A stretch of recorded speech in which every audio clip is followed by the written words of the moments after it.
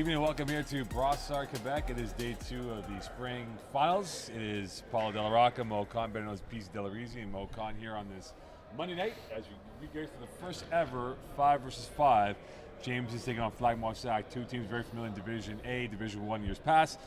Peace, good evening to you. Thanks, bud. I did like how you were like better known as Peace Delarizi and you're better known as Moi'L. So you're Moi'L, better known as Moi'L. Moi'L, exactly. I love it. I love better it. known as Moi'L. So, Peace, we got two familiar teams that we know very well in this FPF ecosystem of ours, playing 5-on-5. We have a 5-on-5 Jameson team that took out some big hitters, and FlagPlus, who many thought would be here.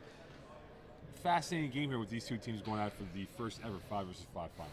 Firstly, I do believe the team name is Jamesons because their jersey says James, so it's not Jameson, it's Jamesons.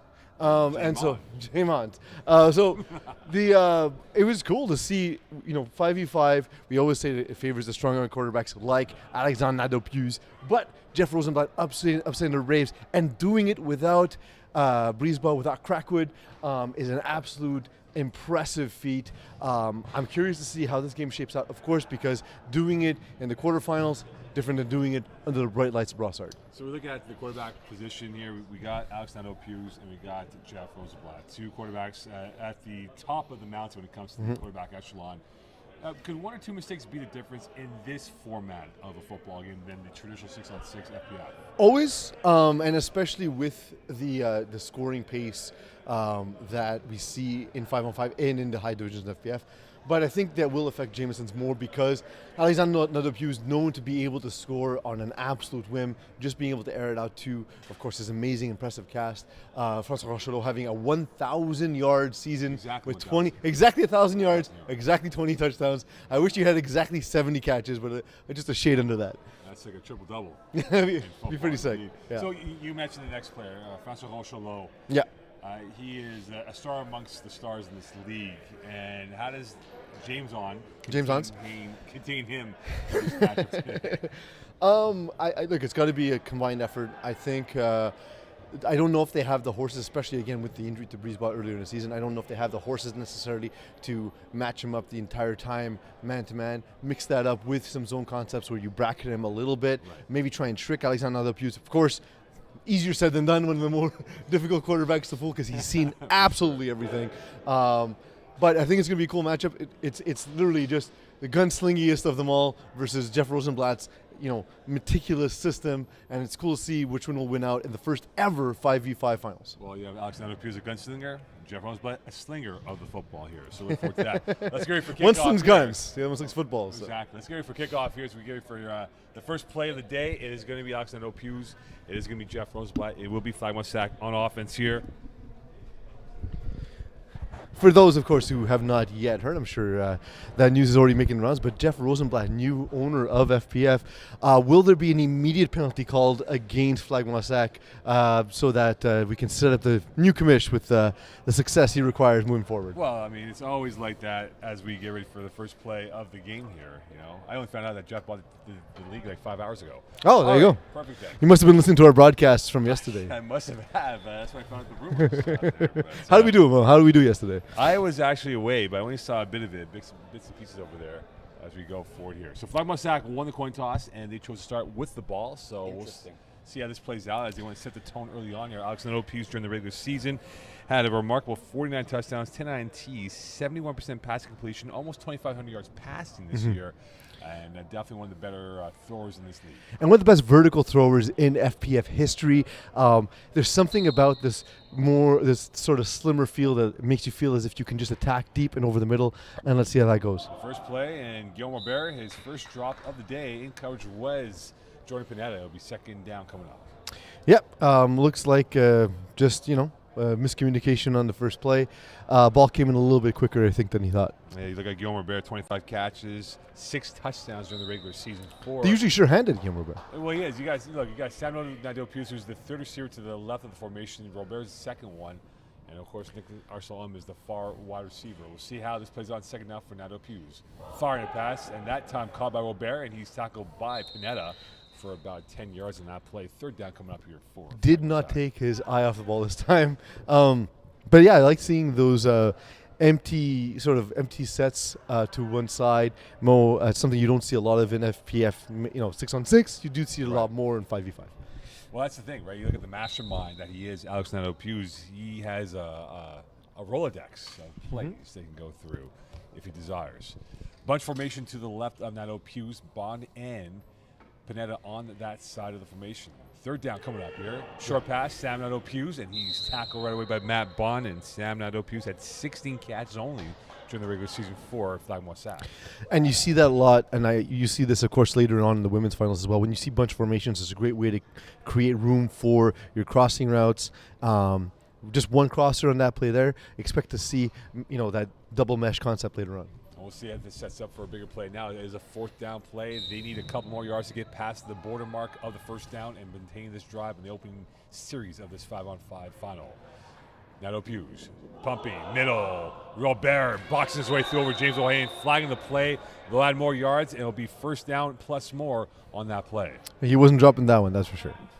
That's for sure. So they do have the first down. For those watching at home unfamiliar with the 5v5 game, or if it was a 5x5 game, as they say when it comes to 3x3 basketball in the Olympics, you got to get to half field. You got it's 5x5. You got to get to midfield in 5x5 to get first down.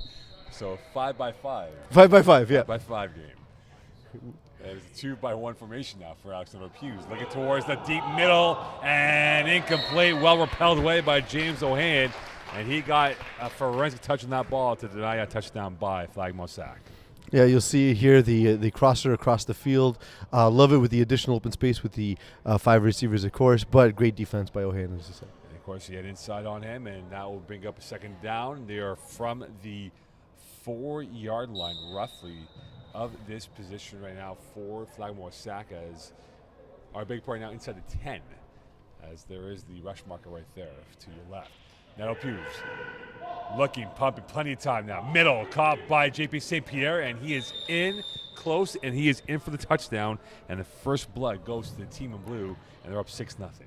Yeah, we see there, looking down that crossing pattern wasn't there, and then, of course, his second favorite receiver all season long getting in there for a touchdown. Well, the thing is, Pete, when you think about it from this perspective, if the pass rush misses that, it opens up the time clock for Nadeau-Pius to find what he wants. Nadeau-Pius is one of those guys, he's not mobile in the way that you think of some of the fastest quarterbacks in FPF, but really good in mobility in the pocket. For the extra points, and here is Nadeau-Pius going in front and deflected by Dan Mancini, and that ball was almost there to maybe return it back. So first strike goes to FlagPlus Sac. They're up 6-0 early on in this first drive of this opening first half. We'll see what Rose has in store with his offense. Again, it's really interesting because of his ability to create space, especially in that intermediate area. That's where I expect to see them attack often. FlagPlus Sac, a better offensive group than defensive group, so we'll see if that holds true in this matchup. Jeff Rosebach, 44 touchdowns, 2,100 yards passing during the regular season. His first play of this final. Looking to the left, middle, and that went through a sea of hands and deflected away by Sam Nadeau-Pius, and that might have been miscommunication because Pineda and Skylar Bailiff were in the same postal code area. I'm going to be entirely honest. Are these two teams wearing different colors? They are. Purple and blue. One of these broadcasters does not see purple. So blue, blue, 5x5. Oh boy. Let's go. This should be interesting. This is going to be fascinating here. Okay. Shit. Never mind. All right, second down coming up here for Roseblatt, who's wearing purple. Roseblatt going middle. That's caught by Pineda, and he is tackled by Sam Nadeau-Pius. Also on the coverage was Alex Nadeau-Pius. Third down coming up here for the Jamesons. I hadn't realized that until the last play where there was like 4 people so close together. I couldn't tell if it was almost an interception or almost a catch. So for those of you who don't know, Paulo Del Rocca is colorblind. Yeah, and, this is a tough matchup for me, Iggy. I think you might have to come in relief at some point here and provide a little bit more of the analysis work. So it'll be third down coming up here for Rosenblatt. Mancini, of course, is to the far left. Going to the middle, and that is caught by Skylar Bailiff, and that will be very close enough to the first down tackle by Nick Arson. And for Skylar Biff during the regular season, he had 36 catches and 4 touchdowns this year. Yeah, and that's going to be a first down. Nick Arsenault, we saw him crash on that, but he sort of held up. I wonder if later on in that game he's going to break in on that. If there's one thing to look at here, Pease, there is a plethora of depth for the Jamesons compared to FlagPlus Sac, only have 5 guys in total. Yeah, and that means, of course, we see Alex Nadeau-Pius on defense. But again, he does move better than you would think. He's sort of one of the bigger dudes here. Ball snap. Crosser, and that ball went behind Skylar Bailiff as they did not have the telepathy on that connection right there. He's 0 for 2 in pass. Yeah, and it's the thing with Jeff Rosenblatt. The snapper sort of needs to understand where the holes are in the defense. Skylar Bailiff was in the window and then left the window. A little bit of miscommunication there. He's got to feel Nick Arsenault again crashing in like he did in the previous play. And now we'll see how this plays out for Jeff Rosenblatt as we are about 7 minutes into this first half. 6-0 lead for FlagPlus Sac, Paulo Della Rocca, or Peasy Delabrizi, Mokan here. Or Mokan.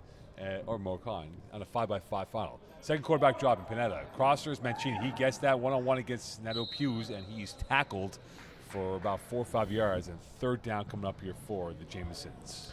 Yeah, and I expect to see soon. We saw a couple of flare-outs from Skylar Bailiff. Expect to see an intermediate concept right behind that at some point as Nick Arsenault continues to jump. We didn't see it there. I'm sure Jeff Rosenblatt's saving it either for a key down on this drive or later in the game.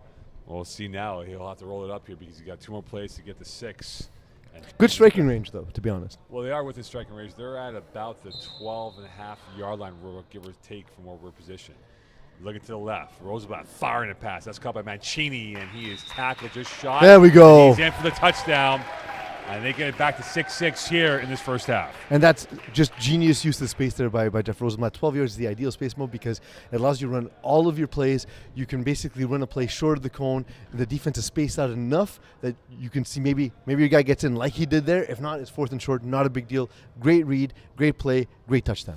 And there's Mancini on the replay as he extended the ball. And again, for those who are watching 5 versus 5 for the first time in their life, if you extend the ball, it's where the ball extension is compared to where the flag, the flagging happens for the flag. So different from the FPF 6x6, Exactly. 6x6. 6x6, 6 by where 6. It's both. Here is Pineda, the second quarterback. Back over to Rosenblatt. Remember, there's a time clock, and the flag came off, and there is a conversation with Brent Young and Jeff Rosenblatt. And the flag is off, and that play is dead, as you see from the replay right there. Yeah. Yeah, so that's in another. We're seeing all the key differences in the packages that FPF offers, Mo. Once the flag comes off, that player is no longer eligible in that play in FPF. 5-by-5. Oh, he wants the pen. No, he wants the mic. What is it, boy? Yes, you can. So the rule there is Yes. you can be deflagged. You are eligible to catch it. Right. However, if you do catch it, you're stop down them. exactly where the play will be. My mistake. whistled at, Yes, where you're you eligible are. to catch the ball, but Yeah. you're not eligible to Advance in the play. Yes, absolutely. Iggy will be joining us in the second half of this broadcast at some point, as he's enjoying some salty snacks actually. So It's the best kind. yeah, I think You a Sugarman or a Saltman? I like both. You're both men. You go both men. ways, I'm so to both speak. men, yes. So Rosenblatt is having a conversation with Leo Gervais and Brent Young about the exact call, and they'll get that cleared up. And Really smart play by FlagPlus Sac there. yeah. They did that in the game against Royaume Luminaire in the semifinal, very much to get. Do you want to Dan just get Lazara. in the booth? Dan Lazara, Maybe. chagrin. He was not happy about that. Not happy about that. So 6-6 game here. We're about 9 and change into this first half. And now for Alex Nadeau-Pius, looking to retake the lead again. They did gamble winning the coin toss and going for their first possession. And we'll see if that pays off in the final conclusion of this matchup. Nadeau-Pius pumping, firing. Rocket. Nadeau-Pius, Sam that is, catching that ball. Matt Bond in on the tackle for about 6-yard gain. He throws such a beautiful deep ball, but when he fires it underneath that way, it comes in with so much heat, dude. It's really pretty to watch. It has a Cayenne spice to it. Absolutely. Yeah, it definitely does. Esplanade spice, perhaps. Perhaps. Yeah, exactly. It has a bit of spice. It can does. be too hot to handle sometimes for those who are not immune to spice. Like it was for Robert in that first attempt of the game. That was definitely the case to be. Now it appears with a spicy hand. Going again in the middle, Robert, hat-trick catches into the plus territory, tackled by Mancini, and that'll be enough for a first down as he found the soft spot in the zone and got himself more than enough for the real estate gain of a first down. So much attention paid to Sam Nadeau-Pius with the post over the top. Everyone knows that's the thing that Alex Nadeau-Pius loves to do. Loves to attack over the middle, especially deep. He has sort of like a intermediate and high concept there. And that's the thing. When he uncorks a pass deep, it really is one of the most spectacular things in FPF. Jamesons are as aware of that as we are. So Jamesons is definitely not on for that yet. We'll see if they are. Now the Pius pressure from Khalil Kerr. Deep end zone. Incomplete. Guillaume Robert, another target mark. Watched by James O'Hayan. And that will bring up a third down here for the FlagPlus sack attack. I like that matchup by Jamesons. I do think James O'Hayan is going to be quick enough and have enough sort of assertiveness to be able to play with Robert. And we'll see how this plays out. Again, 2 more plays at least for FlagPlus have to get themselves another lead of 6 in this first half here from Brossard, Quebec. Pete Delarizi, Mo Khan here on this. Oh, we got a new mic here. New mic. Tight formation once again. They run that mash pattern. Going into the corner, and Nick Arsenal not there. So that will bring up a 4th down here, Pease. And O'Hayan there again, dude. He's been everywhere on defense in this half. Well, you know what? Are they looking to pick on him? And right now there is a whistle as a flag comes down here. There's also replays too, challenges too, which can be had. Dude, there was so many challenges yesterday, and I want to say in the booth we were like 2 for 7 on the day. Man, it must have prolonged the day by a couple hours. One of the challenges felt like it was like 25 minutes. It was insanely long. Was it overturned? It was. I'll explain it later. Here is Nadeau-Pius trying to explain this next pass, and that is going to be incomplete. Sam Nadeau-Pius is in on that coverage, and it's 4th down coming up here. And again, the pass rush of Khalil Kerr has made things a little bit more difficult for Alex Nadeau-Pius. I believe Khalil Kerr insanely quick, but yesterday, Mo, it was a catch at the back of the end zone. They first want to see if it was a catch. It was a catch. They then want to see if the receiver stepped out of bounds as the call was on the field. It was reversed, and it was a touchdown. So a huge use of review late in that Division A final. We need to upgrade our review system. We do. Too many things are challengeable. Well, right now, let's see if Nadeau-Pius will challenge the end zone. He has to on this 4th down coming up here. 2-by-1 formation for Nadeau-Pius. Rolling to his left, evades the rush. Has time now. Plenty of time. Firing a pass. Back end zone. Oh, touchdown. my God. Sam Nadeau-Pius. Alex, the touchdown creator. Sam, the touchdown maker. And they're up by 6. Dude, it was insane. Nadeau-Pius again using that elusiveness, buying himself enough time, sets his feet, and throws with the absolute perfect arc to the back of the end zone there. We'll see it once again, see how he beats Khalil Kerr, moves back towards the middle, sets his feet, launches right over the top, and a touchdown. You have to figure they might have practiced that a couple of times in their backyard. It felt like a backyard play, though, right? As younger pups in the Nadeau-Pius household. And with that, they're back up by 6. 12 if they were puppies, what species of dog would they be? I think Labradors. Ooh, labs. I think chocolate labs. There is the blonde hair, perhaps a little golden retriever, and perhaps for Sam, a little golden receiver. Yeah, he is a receiver indeed. As he gets that touchdown there, it's now 12-6 lead. Back line, and that is denied by Daniel Mancini, and it remains 12-6 here, and back on possession is Jamesons as Jeff Roseblack walking out with intent coming into his second drive. Look, I mean, if you're Jeff Rosenblatt, this is kind of what you expected. The fact that Jamesons have not been able to connect on converts is what you want at this point. You know it's going to be a game with a low margin of victory. So little things need to go your way, and that's what it's been so far. If they can just possess the ball, take their time, move it down the field and score, they have a chance.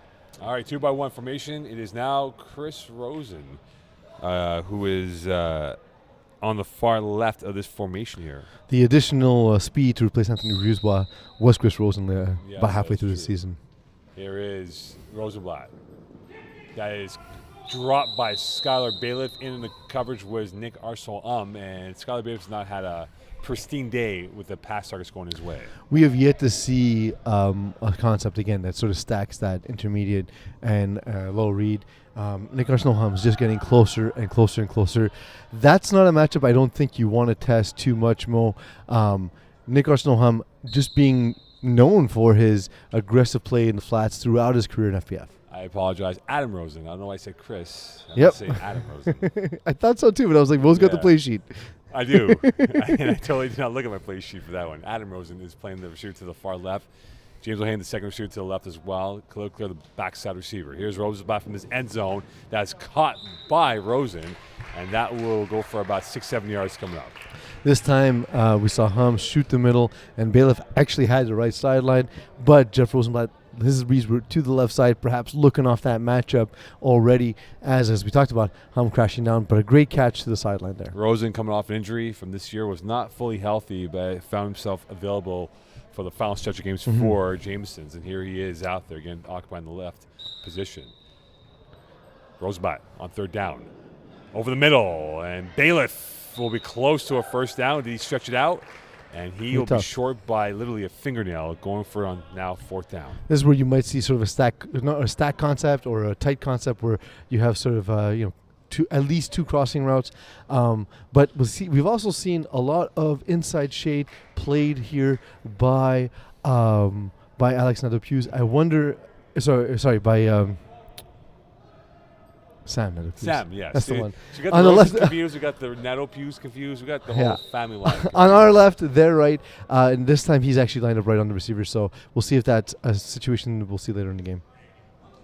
Rosenblatt, pressure, middle. Incomplete. Oh, that was a good Rosen ball. Was in on the target, and Sam Nadeau-Hughes, and that is a turnover on downs, and Flying Mustang gets the ball back from their 5. You see here, I actually think Rosen should have gone a little bit upfield, knowing that Nadeau-Hughes had the inside shade on him there. That's the opportunity where if Rosenblatt throws that on the line, it's going to be picked off. So he has to put it over the top. Otherwise, great defensive play. Great throw by Rosenblatt. Just a little bit of miscommunication between him and Rosen on that play. And again, the possessions are going to be very heavy in terms of weight here. And now here comes Tara Marakic, who's going to come look at the replay here. And you talk about the weight of goal being possessions. That is going to be a heavy call right now for either side, and they're going to challenge it. And we'll see what they're challenging for exactly. I'm curious. Pass interference. But there's a lot to look at in terms of breaking it down, which we'll see from the replay that we present. Is it potentially a hold? They're looking for contact, right, which would give them first down. But again, where is the contact initiated when the ball was Is it thrown? too much of a risk to use your challenge this early on what might be a coin flip of a challenge? And that's the thing, right? I think for Jamesons, they want to make sure that they can at least keep it score for score. And we'll get the replay coming up here in a few seconds as Tara Marakic making her way up the booth. And here's a replay piece of what happened on that situation. We're looking for what exactly is being challenged at the moment. We'll get Tara in the booth afterwards. Pass so interference is being challenged. We'll get her in the booth one way or another to look at it. So we'll see how this plays out here, and the replay's coming up. And so Sam Nadeau-Hughes was the one who was in that conversation of pass interference, perhaps. So we'll see what happens now for this situation here on the challenge coming up by the Jamesons. I mean, look, it's an interesting decision. I don't know if I agree with using the challenge here for a judgment call so early in the game. Well, here's the replay right here from the field level. No, that's just good defense, man. I don't know. Look, I've been wrong all weekend here. You're 2 for 7. 2 for 7. That looks like good defense to me. That looks like it's clean, and we'll see from the end zone angle. That's going to be key now from the end zone angle, which will give us a clear possession view of what we have. There's the crosser right there. No roughing the quarterback. That ball's up in the air. And look at Sam's left hand first. He's going to the ball. The problem is when you start freeze framing it, that becomes makes it a little bit more diluted in terms of the pass interference. But see, both hands are framed as if they're trying to catch the ball. Yeah. Right? So definitely if you're looking at intent, I know these calls are not necessarily ruled on intent, but rather the actual execution on the field.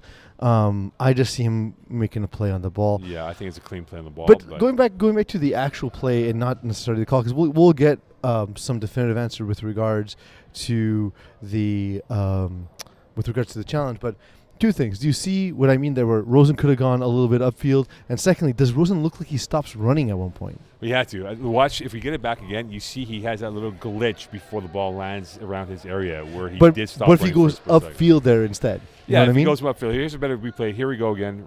Rosen's coming over the crosser, and right there is where they're saying the point of contention was of the pass interference. But Chris Rosen did not have the same body. Now here comes Brent Young as he makes his way back towards midfield with the call coming up here. Final prediction. I say play stance. I say play stance as well. We'll see if I'm 2 for 8. Yeah, so play stance. No 3 passing. for 8, baby. 1 for 1. 1 for 1. I'm like Steph Curry out here. Nui, you know. So hey, I'm like Ted Williams, dude. I'm batting about 400, so it's not bad. So now with that, they lose that challenge, which could be a little bit tough for the Jeff Rosebot-led Jamesons right now. So we'll see how this plays out for them on this next possession because they could be down 2 scores before a 2-minute warning and pro clock. Yeah. It's going to be tough. They do get the ball back in the second half, interestingly enough, right? So that is an interesting dynamic here with about 4 minutes or so left in the first half. Depending on what happens in the midfield discussion. Here is Nadeau Hughes. Here is Sam Nadeau Hughes. And there is Daniel Mancini on a 5-yard catch by Sam. And let's bring up second down coming up. Daniel Mancini's been giving him some space. It's more common, again, in 5x5 because we do see teams more reluctant to take those free yards. But look, especially on first down, I don't hate it. If you have nothing that you like downfield, take the free yards. You have 3 more yards to get to half field. 3 more downs to get to half field. 2-ball, 1 look again for Nadeau Hughes. Pressure from Khalil Clark going deep. Sideline. Sam Nadeau Hughes was just off as the trajectory and dip was off by maybe a half a yard or so. It'll bring up third down for FlagPlus sack. Top 5 deep balls in FPF. What do you got? Am I on the spot? Okay, well, Yeah, Sam of Nadeau course. Hughes is on there for sure. Kevin Wyeth, Marco Masiotra. Marco did because he hasn't played in a while. He did have a really pretty for those who know deep who ball, he is. absolutely. If we're going like What about Nick Schaefer? Nick Schaefer has a very good deep ball for sure. If we're looking at lower divisions, I'm just trying to think of lower division guys. There's a dude Iggy and I love whose name I can't think of. It'll come. Well, maybe it'll come maybe in the second half. Yeah, All it'll probably right, come. fair enough. We gave you 4 of the top 5. Oh, Reginbald. Reginbald is a great deep ball. And here is Nadeau Hughes with a great deep ball. He will go short. And Guillaume Robert extending his hands out to move the yards up by a few more. And this will come up now 4th down for FlagPlus sack. Hey, after that first drop, been absolutely excellent. This is the second concentration catch I can think of with a defender bearing down on him. Maybe his third. Guillaume Robert having a stamp on this championship game. Well, it's been a slow burn this game. Has not had the even flow that we thought would be the case with 2 high-scoring offenses. But right now, only 18 points have scored between the 2 of them. 12-6 lead for FlagPlus sack. PZ Mocon here on this Monday night.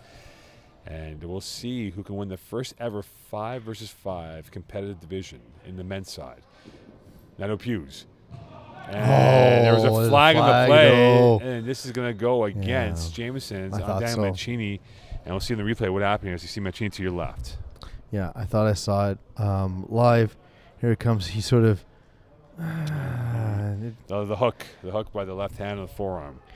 It does. To be clear, it wasn't a pass interference that was called, but rather illegal contacting the receiver. Right there, the hook. There is contact. It is there. So Good old 1990s NHL hockey on display with a little hook and grab right there. So with that gives FlagPlus sack a new set of downs and some yards to work with. And now, as we're in pro clock, they control it at least piece on how they want to maybe squeeze the clock and maybe force Jamesons to use the timeouts and leave them with nothing, or maybe use the sidelines to their advantage. it'll be interesting. Of course, 2 timeouts per half in 5x5. Some discussions at field level, Mo. And Alexander Pughes is happy with the offering from the referees. There we go. So 1:34 left unofficially here as Iggy will join us again. Yeah, you can come join us in the booth, Iggy. Here is Nadeau Hughes going deep. Touchdown, Robert. Oh, what a catch. What a catch. Just over the top. It's 2 of these balls perfectly placed by Alexander Pughes. There's no defending that. And he Just out and up. Perfect ball, dude. Excellent ball placement. And he had Dan Mancini looking like a tourist on that throw as he was ball watching on that play. And now with that, an 18-6 lead. And again, this FlagPlus sack team, they may not be scoring points in high, robust numbers here, but they squeeze the games. And now with about 1:37 left in pro clock, they might get one more possession apiece and add more to their total if they don't allow Jamesons to control the clock the rest of the way. And of course, if there's a turnover, this is an absolute turning point for FlagPlus Sac. Now being up 2 scores as it is 18-6. Looking towards the left, pumping middle, and they get the extra point, which is now 19-6. So questions are being asked of James's defense. And FlagPlus Sac starting to tighten the screw in this game here as they're up by 13. Yeah, great play design. Sort of just finding the soft spot. That's about the softest spot you can find. Nobody around for about 6 or 7 yards. Well, for Gilmore Bear now, that's his 5th consecutive catch after he opened up the game with a drop over the middle. Yeah, he's been all over the place, Mo. That one was probably one of the easier catches, but just absolutely highlight catches after highlight catches all game long. Roseblatt from his end zone. Sideline, that's caught by Rosen, and he goes by 1, and he will not get by Robert. And this will bring up second down. That's a good chunk of yards gain as the clock is rolling. It was caught inbounds, not out of bounds. Yeah, great grab there. We'll see what it is Rosenblatt has in store. Just hitting that outside hook. It's often gets forgotten in 5v5, but honestly, it's a good way to just set yourself up for makeable situations, and that's what Rosenblatt has here. It appears that Rosenblatt might make this the last possession if he can. Try to squeeze the clock and score with no time left.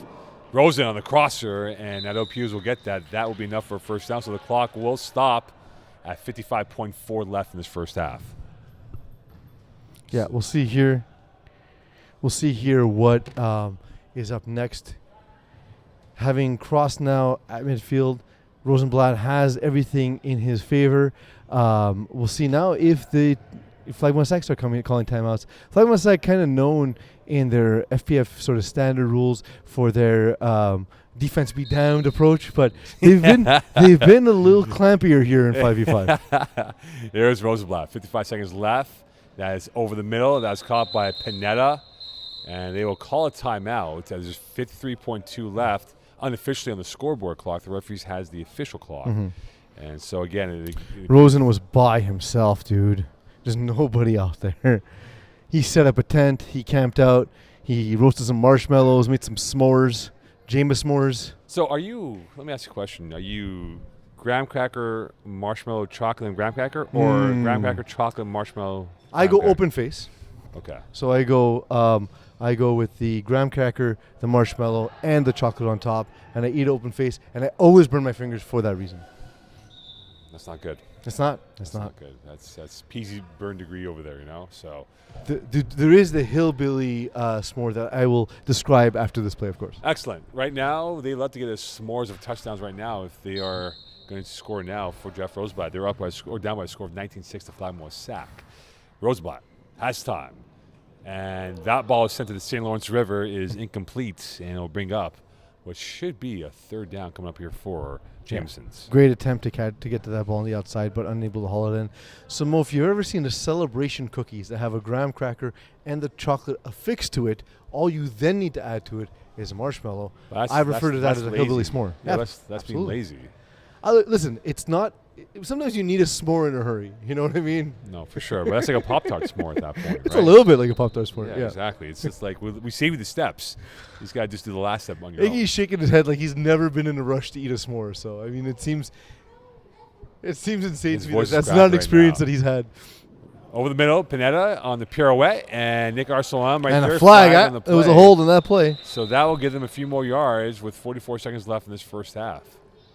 This is a dynamic we've seen as FPF has changed their flags in recent years. And we've seen a lot of broken tackles that way, right? Where the players used to grabbing that flag belt, unable to pull the flag here. Yes, Iggy. Interesting application of the rule here. A penalty stops the clock. Mm-hmm. Maybe they did it on purpose. Flag moi. It is possible. We look forward to Iggy's insights in the second half. But it is fourth down, so with a stop, they would still get potentially a few seconds here because an incompletion would, of course, stop the clock, as would a touchdown. So with that, it gives them a few more yards and a chance to add to the score. But this definitely gives, as Iggy made the point before, FlagPlus Sac maybe some time to work with if they get the ball back. Rosenblatt, plenty of time. Sacked by J.P. St. Pierre. But that might have been intentional to kind of force the clock here on FlagPlus Sac over St. Pierre this season when it comes to rushing the quarterback. 10 sacks during the regular season. And there's time out on the field. And you see right there. By Jamesons, I assume. Yeah, he had nowhere to go on that I didn't see the signal, so I don't know, Iggy. So we think it's flag must sack. Okay, great. We think there's a timeout. The one thing that we need to know right now is time is not in. It is, in fact, out. It is out, but it might be in the next play. Yeah. So we'll see now how this goes forward here. It says we are inching slowly but surely to the end of the first half. It is a 2-by-1 look again for Rosenblatt. He's got Panetta, his second receiver, to the left. Rosen is occupying the width to the right, and here is Rosenblatt to the left. Waiting, throwing, short, caught by Panetta. And the dip, and he is going to be stopped just shy of the end zone. And again, it appears that they're planning to kill the clock here, not give FlagPlus sack any time with the possession if they do score right now. But there's another timeout on the field. So it's... so 20 seconds left. Or thereabouts, yeah. So there's 20 seconds left because that took a long time or slow time for the clock to really evaporate when it comes down to it. Mm-hmm. Look, anytime you can take away from Alexandre Nadeau-Pius and any options you can take away from the offense, not a bad idea. And so look at the clock corrected here. Shade under 20 seconds. Well, it's now clicking, it's ticking. So I need to get this clock corrected for the halftime. That would be awesome. 9.7. So 20 seconds seems to be the case. Here. So they'll get the clock corrected on the scoreboard. And for those who are watching at home, we try our best to keep the clock as accurate as possible for those who are watching at home. I see 9 seconds everywhere, so it might be 9 seconds. 9 seconds. 9.7. Here is Rosenblatt. And there we go. For the touchdown, backline score. And that is a sigh of relief for Jamesons as they get a late score in this first half to keep themselves within striking distance. We talked about Robert overcoming a dropper in the game. Skylar Bailiff with a couple of drops. Then coming back to make a play here and grab that ball. And with that, if there is 6.5 seconds left, not much left in terms of the menu of options for FlagPlus sack to get the ball back. It's pretty much maybe a quick catch and go down, call a timeout if you still have one more, and then maybe a Hail Mary with some time left. Rosenblatt, 3-step drop. Bailiff, and right there to deny the bail was Alex Nadeau-Pius, and that will bring up one last roll of the dice here for FlagPlus sack, up by 7. To your point, Mo, not much left on the menu. It's like you walk into the restaurant 15 minutes before closing. You ask what's ready. What's ready is get to the end zone or get to a sideline as quickly as possible. Well, they have at most 2 plays here. You know what, though? They always give you bigger portions when you go to the restaurant as the last customer. Yes, but how many times have they spit in those portions? Several. Perhaps. Just make sure you make your intent to tip heavily clear as you walk in. And now it is a chance here for FlagPlus sack to get maybe one smash or grab touchdown here. As Alex Nadeau-Pius, as you talk about top 5 deep ball throwers, he can flick it with his wrists. He might try to get out of bounds for a quick. There we go. That's exactly that. There is Sam Nadeau-Pius, and he got out of bounds with 1.8 left. And perfectly executed. Mancini's not happy about that. I think he got it before he went out of bounds. But that's 7 yards less. And here's a replay, as you see from the sideline to your left. Yeah, ball is snapped. It's out immediately and going to the sideline immediately. Well, you know what? Mancini has a case here.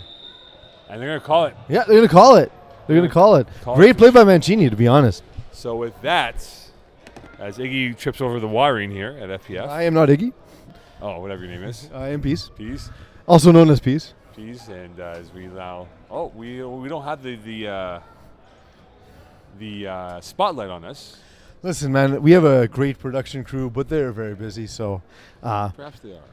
You know, we gotta do our best. We gotta do our best to adapt to them. Of course. So, as we are now back to the halftime here, as it is Paulo Del Rocca, Mo Khan. All right, Pease, a slow burn that first half. Didn't really have the fireworks that we all thought and envisioned it would be. And it felt like Jameson's offense was kind of stuck in park for the first half of that. But is it by design? I know there was that one drive that didn't go their way. Rosenblatt, I thought was aggressive, and I love the idea of taking a shot on 4th and short. He did have a matchup. Again, just a little bit of miscommunication between him and Adam Rosen, his receiver. I do think that the slower pace does kind of favor Jameson heading to the second half. And don't forget, they're down 1 score, but they get the ball to start the half.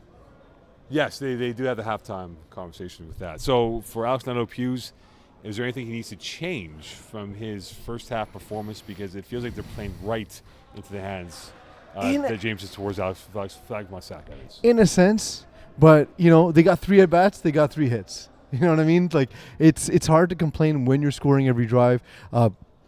Maybe an adjustment when it comes to making the converts, although we have seen an adjustment already to start this game.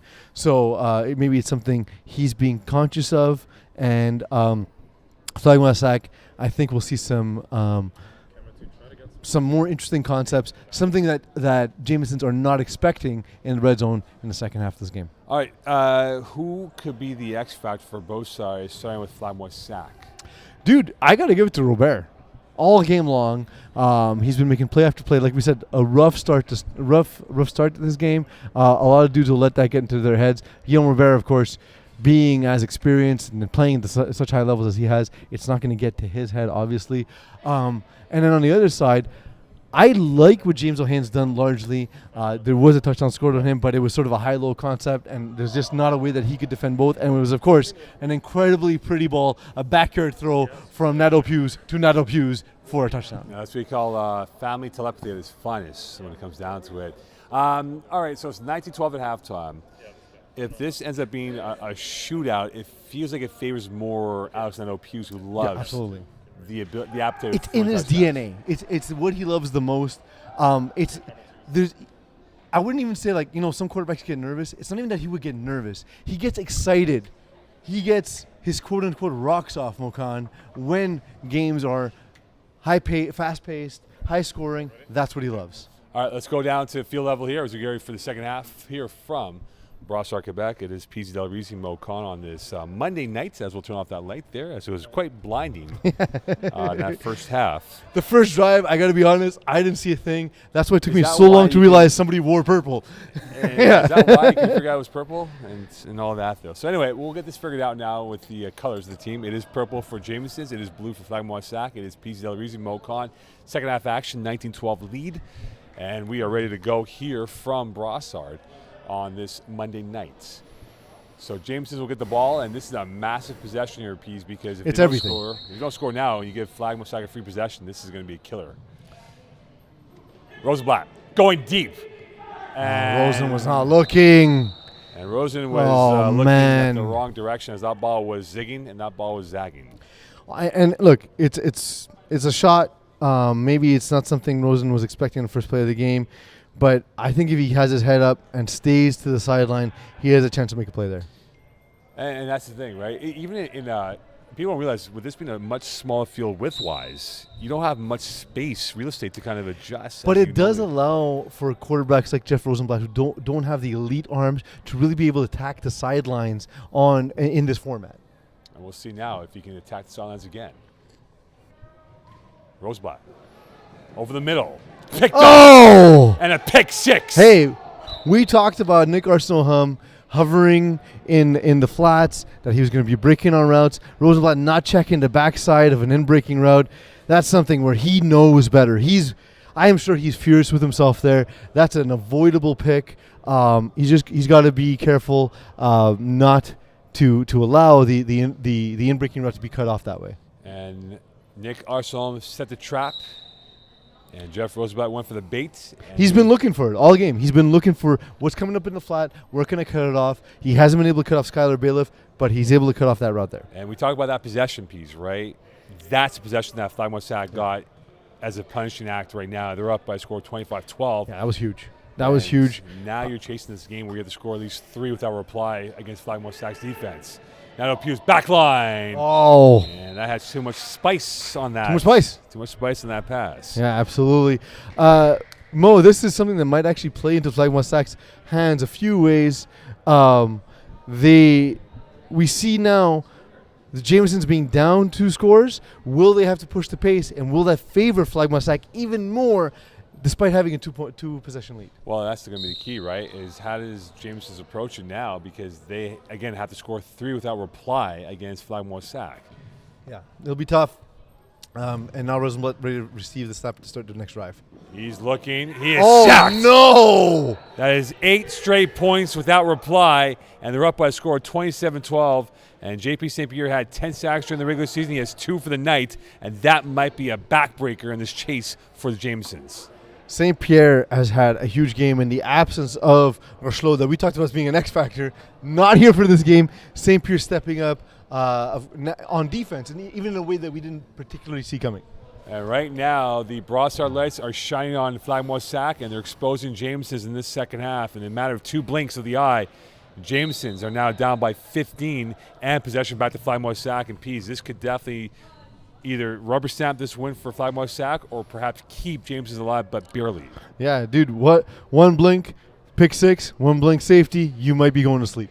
And now here's Nadeau Pews looking for the kill shot. And he's going low middle. Robert with his 6th consecutive catch, tackled by James O'Hayan. And now Pease does Jameson start taking a little bit more risk in their defense to create something. Well, we talked about James O'Hayan at halftime, and I thought he could be the X factor second half of the game. He's kind of got to play that role that Nick Arsenault-Hum's been playing on the other side on defense. He's got to catch those hooks, those in-breaking routes. He's got to read the concept, undercut the routes. But of course, failing figuring out a quarterback as experienced as Alex Nadeau-Pews is going to be more easier said than done. And now Alex Nadeau-Pews has this team at his mercy. Has time. Crosser and a fingertip grab by Nick Arsenault, and he gets down the right side of the field, a first down. And right now, the Jamesons cannot contain the fizz of the FlagPlus bottle right now coming at them. Absolutely. Nick Arsenault-Hum making his first grab of the game, heading up the sideline. I think we would have seen a flag guard if the flag didn't come off immediately, but it doesn't matter. It's a first down. And with that, Pease, you can start seeing this game slipping away from Jamesons. And here is a chance, a moment of truth coming up for both sides here with less than 15:35 left in this second half. And again, if it's 15-plus points going towards the 2-minute clock, the clock will run no matter what. Yeah, it's a huge thing that Jamesons want to avoid. And here's a huge throw.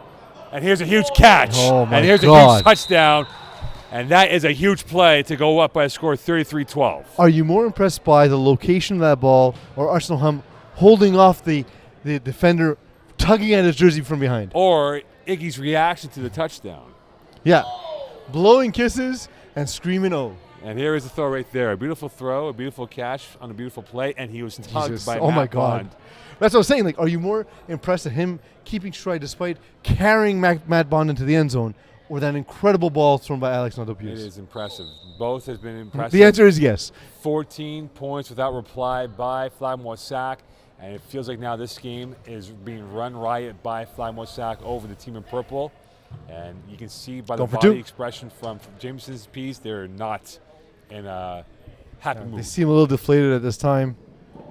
And that is going to help. Mancini one man to beat. And he will get deflagged by Nadeau-Pews, and it keeps it at a 21-point lead, so a 3-score lead. And now, Pease, Jeff Rosenblatt has got to score 4 without reply from FlagPlus. That's huge, dude. It's insane. And here's the thing: is that interception, that convert could have helped them there. Unfortunately, we talked about Alex Nadeau-Pews, more athleticism than it first appears. Also, the knowledge to know exactly how much space he could leave on the sideline. Great play to make sure he pulled the flag. And pretty much the end game here is touchdowns in a quick succession, and that will not be the case. God. J.P. St. Pierre is running riot on this Jameson offense right now. And he had Skylar Bailiff immediately right there, but the ball's got to come out. He can't be holding it. The double clutch there by Jeff Rosenblatt, absolute killer. And right now, Jamesons is a crisis club, and for FlagPlus, they're smelling like roses. They have scored, PZ, 16 straight points in this opening part of the second half, or not even at the 10-minute mark, and right now they are on their way to perhaps winning this 5-on-5 championship. What is the drink special at Crisis Club? You tell me. Well, I think anybody who still orders a Sex on the Beach is, in fact, the kind of person that will go to a club called Crisis Club. Well, either that or they're going to Cancun. Maybe so. Yeah. Even then, you can do something extra cheese like Tequila Sunrise. That's the way to do it. You can do that, exactly. Or That's the way to do Acapulco. All right. So this game is taking a different turn in the storyline, in the twist and the plot here. 35-12 lead. And here's Alex Nadeau-Hughes, caught by JP St. Pierre, and this will be inbounds, tackled by Jordan Pineda. So here's the thing for you. If FlagPlus does end up winning this game here, does Jeff Rosenblatt have to present the trophy to FlagPlus as the president? And I owner? think it should be the absolute punishment for the commissioner for not winning. You know, when you come in last in your fantasy league, the Sacco, Sacco in this game should be having to either present the trophy to the president or the president presenting the trophy to you. That could be it, though, right? If you ain't first, you're last. And right now, Jamesons are dead last in this race against FlagPlus. Well said, Ricky Bobby. Thank you. Nadeau-Hughes looking like Ricky Bobby out there, and he will get a knuckler, and that is incomplete. He did step out of bounds. Guillermo Bear's size 12s are out of bounds. Yeah. Does he wear size 12? He might. You know what? Maybe. He might. We'll I thought you had some inside knowledge. I thought you guys might have been sneaker shopping. No, I did not go kick shopping with him, though. Yeah, however, where I was over the weekend, they were giving out free Nike kicks. Really? Yeah, they gave it to like fans and VIPs and stuff. I wasn't a VIP. I didn't get the free box of shoes. Well, you're a media. You can't take a gift more than $25. That's true. I would have taken the gift that was valued $250. Would have been happy with that.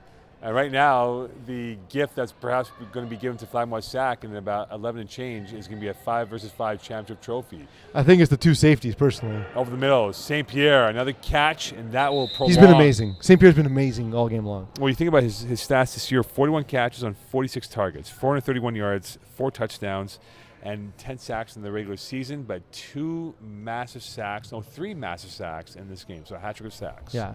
And again, he himself scored 4 points on defense. And that's the difference. Yeah. Because that's 2 free possessions now for because, again, not only do you get the points, but you do give, in fact, like you said, the possession back to your team when you're trying to nurse a lead. Or a sex on the beach at Crisis Club. Well, right now, I think for James, there might be damage limitations at this point to this matchup here. Tight ISO on one side. 35-12 lead. Nadeau-Hughes. He's got an open man. He's got a touchdown, and that will be the dagger in the hearts of Jamesons on this Monday night 41-12 lead. And this is going to be a 5-versus-5 blue title on this Look, Monday James night. O'Hain started the game really strong. It just seems that he can't keep up at this point. Unable to get there. He was looking at the left side outbreaking route, didn't see the outbreaking route to the right-hand side. Great way to move his eyes around in Alex Nadeau-Hughes, glancing over the middle, then looking back, throwing the ball, as we see there. Just a great route, great ball, great touchdown, FlagPlus. You have to wonder now, Pease, the emotional high that James has had to take out Braves in the semifinal game to get to this point, right? It's so Mike Chastain mentioned it after being awarded the trophy in the Division A finals, saying he lost to the commissioner in 5v5. And here is Nadeau-Hughes, who will not lose to the commissioner. And doesn't look like he will. Robert comes up second on that play. But they ran that tight concept once again, but go ahead, Mo. I was going to say, but that is something you have to look at where, Pease, being a quarterback, you get those emotional wins, but then you try to maintain that at a high level. It's so hard to get back to that energy point that you were once at. I like the way Rosenblatt started the game. It did seem to get out of hand, and this does not play to his favor at all once he got down big. Was it a case of they won their championship last week? Well, it's not going to be the Miracle on Ice here, USA, when they beat the Soviets in the semifinals, beat the Finns in the finals on this Monday night. Yeah. 22 unanswered here for FlagPlus. Rosenblatt sideline. Rosen catching that in stride, and he will get tackled by Sam Nadeau-Hughes, flagging the play, so that's some more yards. Will be first down for sure, plus more. Smart hold by Nadeau-Hughes. But that's the concept we wanted to see early, where you get Nick Arsenault jump into snapper, so you hit right behind him in that intermediate pocket. And I don't know why they took so long to get to that. Well, it took a little bit of time to figure it out, I guess. Yeah, it did. I did. Time to figure it out. Look, knowing Rosenblatt the way I do, knowing his offensive system the way I do, I was just sure that that's the thing he's setting up. That's why he's going to Skylar Bailiff so often to start the game. He wants to be able to attack that next level, but he's doing it now while he's down 41-12 in the second half, under 10 minutes in the first 5x5 finals. Well, they got blitzed for 22 unanswered, and they're down by more than 3 scores now. They're down by 29 points. And Khalil Clary, they could challenge that. I think he was out of bounds. I think he was out of bounds. They could challenge that play right now if they want. You and I saw the same thing there, Mo. I don't think they will. No, I think they know this game's a wrap. But mind you, they probably will go for the onside if you score right now. So But you can see that was definitely out of bounds. Yeah. Not particularly close. It is harder to see for the officials without a line there, the way we do have in 6x6. Well, that's why we have replays. Yeah, that is why we have replays, and that's a scientific fact, Mo. Jonathan St. Pierre definitely is the guy to look out for in terms of what he's done today, and that's a touchdown right there for because Scott Nadeau Bear. doesn't even have all the possessions he has without those two safeties. Yeah, no question. So they're going for onside. 7:23 left, so they're going to use their last roll of the dice here and try and get themselves a little bit closer, but against all formalities now for this Well, an onside here and then a pick early in the next drive, and it still would take a miracle.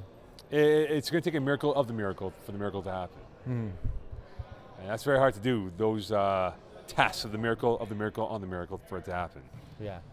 So with that, like Jeff Roseblad's got a Hail Mary here, and if they don't convert, that means FlagPlus get the ball back at the 5-yard line of the opposing territory of Jamesons. I am curious to see what Rosenblatt runs here. He might give himself a concept where if he can get a one-on-one matchup, try and air it out and get the score right away.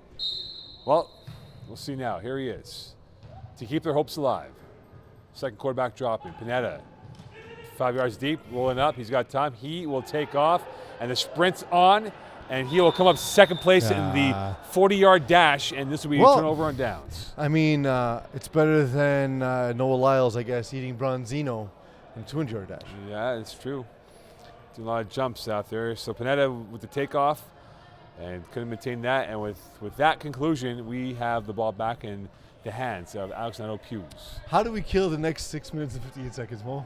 Well, it's going to be easy because if the score remains as is, of 15-plus points, it will be running clock in the final 2 minutes of play, no matter what. Yeah. So we are heading towards that distinction of having running clock for the final 2 minutes. Viewers at home, if you need a bathroom break, if you need to grab a snack, if you want to have a quickie, now's the time. Because we have an incredible women's game coming up soon, yeah. Hiboux against Red Nation. Absolutely. And here is Nadeau-Hughes, who's had an incredible game, going deep. That's a knuckler, and Sam Nadeau-Hughes is incomplete. Hell of an effort, though. Yeah, the feet, let's see the replay on that. The feet and the ball where it was at that time. I think his feet came up at the end. That's what my first impression was. We'll see it here on the replay. Going out of bounds, reaching. No, unfortunately. I don't think he got a single foot in, actually. Unfortunately, the geography of his feet were nowhere near and the right side of the country. Absolutely. So with that, 6:04 left in this ball game as we inch away towards the end of this football game here. And FlagPlus are heading towards the 5-versus-5 title. Yeah, absolutely. It's exciting to see them plant their legacy so early in this new division. Really happy for them. Nadeau-Hughes. Pressure. Holy and shit. And a fastball. Oh, my God. It was a pass ball by Nick Arsalam, and now this one comes up a third down here.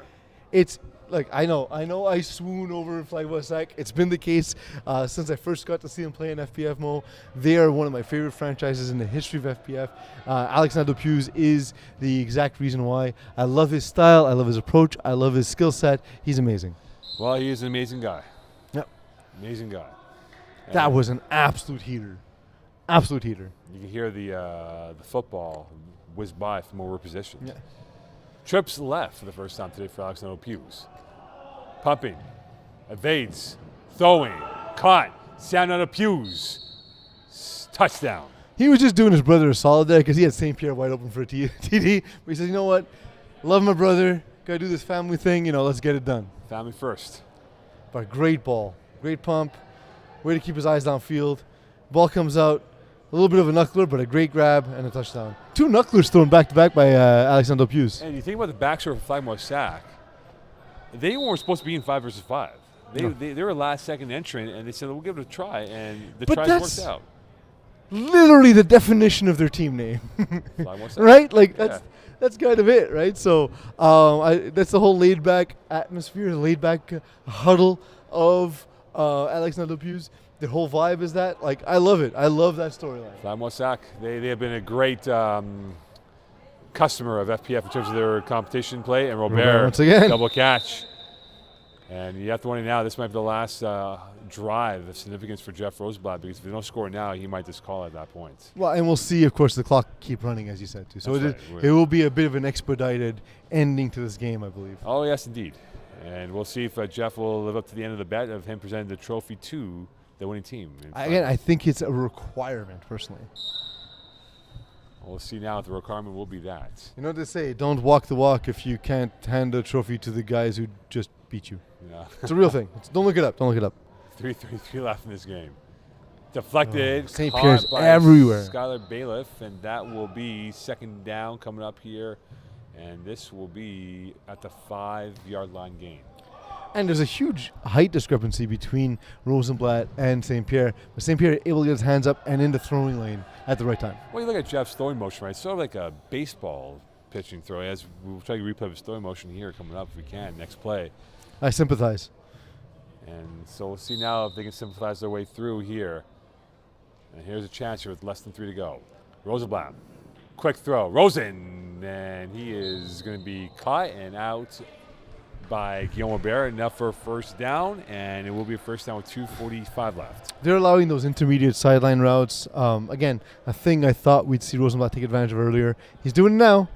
So he is learning. It's a learning experience. When you take a test, even if you don't pass the test, the art of taking it and learning from your mistakes is a big deal, and that's what Rosenblatt's doing right now in this part of the game. And now that's my spin. Did you like it? I did. Thanks, man. I appreciate sort of it. The philosophy that you're giving out there. And rather the philosophy that has been given to Jeff Rosenblatt has not worked out well. And here he is on this crosser by Khalil Kerr. And I believe that's his first catch of the day. I was going to say, we haven't called his name much other than that rush early in the game. And that's his first target, I believe. Yep. That's it, right? So even though we were talking about the depth of options here for Jamesons, they have not been used as well as they were in weeks past. It's been a lot of Mancini and Rosen and Skylar Bailiff. And that's about it. And Nick Arsalam. And well, yes. They were wide open, to be fair. Open indeed. And here's open man, Khalil Kerr, second catch in a row, and he is tackled by Alexander Pughes. Clock is rolling. But when you see the inside shade being played there, we know that that's going to be open. And again, unable to take advantage of that till later in the game. Just a bit of a shocker for me. And with 90 seconds left, we'll have our first ever 5-versus-5 champion. 5x5. 5x5. 5x5. Take your 4x4 and stuff it, because we're 5x5 here. V-Power, baby. And here is Scott Biff, who is a V-Power engine, tackled by Nick Arsalam. And really, the game turned on the Nick Arsalam pick 6, and that was it.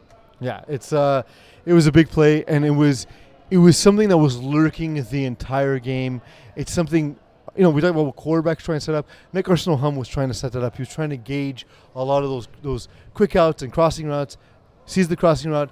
Jeff Rosenblatt doesn't see him, and he gets the pick. And so there is a touchdown confirmed. Oh, there we go.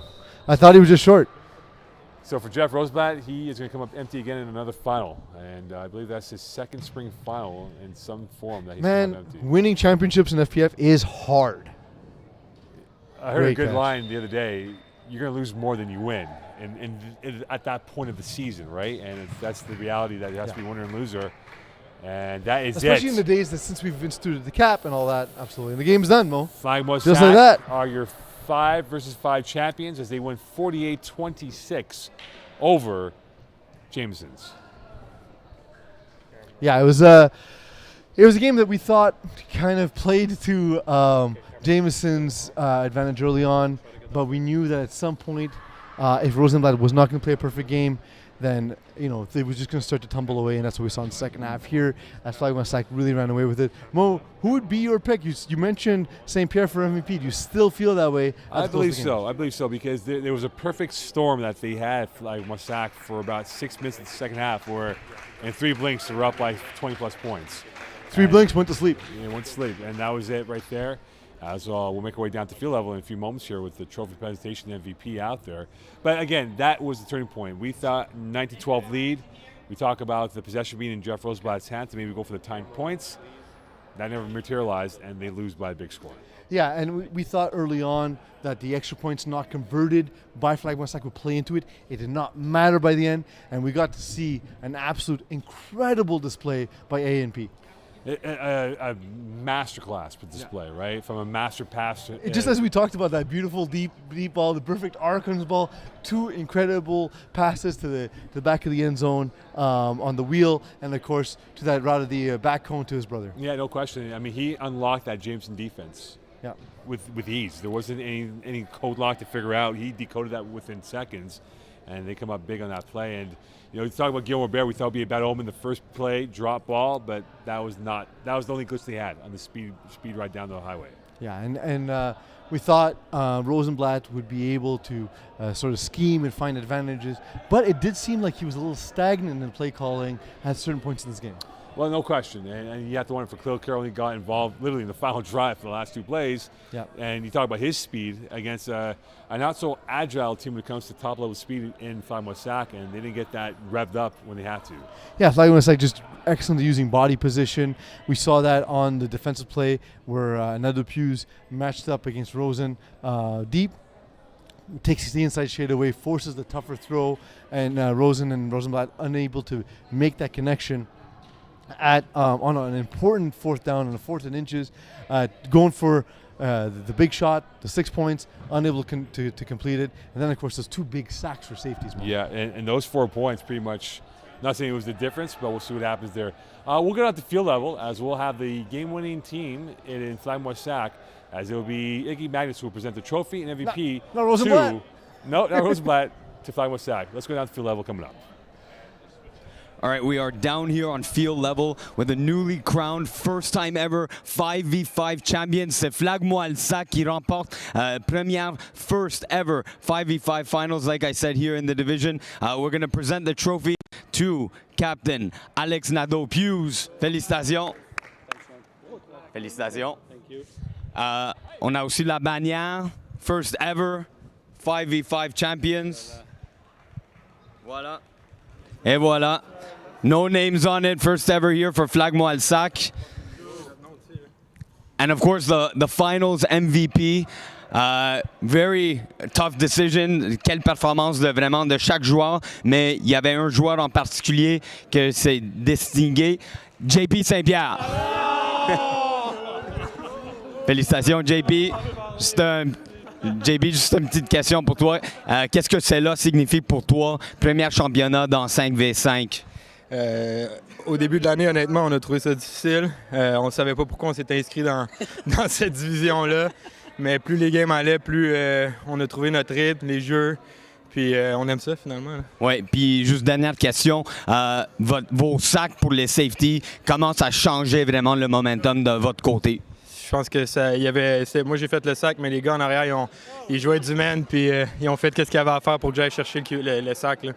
Excellent, merci beaucoup, félicitations à FlagPlus. There you go, we're going to bring it back to our broadcast booth. Thanks for everyone for watching. All right, thanks so much, Iggy, with JP St. Pierre, who is the game MVP. Again, final thoughts here before we wrap it up, Pease. That 6-minute window in the second half determined the fate of Jamesons and FlagPlus for hosting the trophy. Look, the pick 6, the 4 points on safeties, the additional possessions, it meant everything. The game kind of got away from them. Mo, years ago we started doing this road show together. The first ever CTA road show was just audio with myself and Eagle, who's not even here today. I do want to thank the amazing team we've put together. It's been a production that's grown over the years. You know, of course, you and I taking the fall off. We never know when our last game is going to be, or the last game we call together. But I am happy we did get at least the opportunity to call one game together. Buddy, it's been an absolute pleasure to work with you. And a great opportunity for us to introduce men's 5x5 5x5, baby. 5x5. Who needs 4x4 when you got 5x5? Power, baby. Look, we spoke about it. Just quickly, just wrap it up here. On CTA with Iggy and I, we talked about it. Iggy's leaving for Toronto. Yeah, that as well. Wishing the best luck. I don't know where Iggy is. He's supposed to come in here at some point, but I don't know if he is He's or not. selfish. Selfish as he is. Selfish. But, same with Iggy. Like, it's going to be weird to not have him around. It's going to be weird to take the season off in the fall. Yeah. But we do wish, of course, FPF plenty of success in this season, and we'll hope to see you all soon. Yeah, absolutely. And, like I said before, my end is nearer than where it was at the beginning, and I won't be here for the fall. I'll still be around, but I won't be here for the fall from a media perspective. And if this is our last rodeo, what a way to go out with 5x5, not 4x4. Your truck ain't shit. Exactly. We got the Hemi going on for no question about that. So on behalf of Pease Del Rizzi, everyone here, staff and crew, wish you a great off-season. We'll see you for the Fall Cup, or fall season, I beg your pardon, in a few weeks' time from now. Bye for now.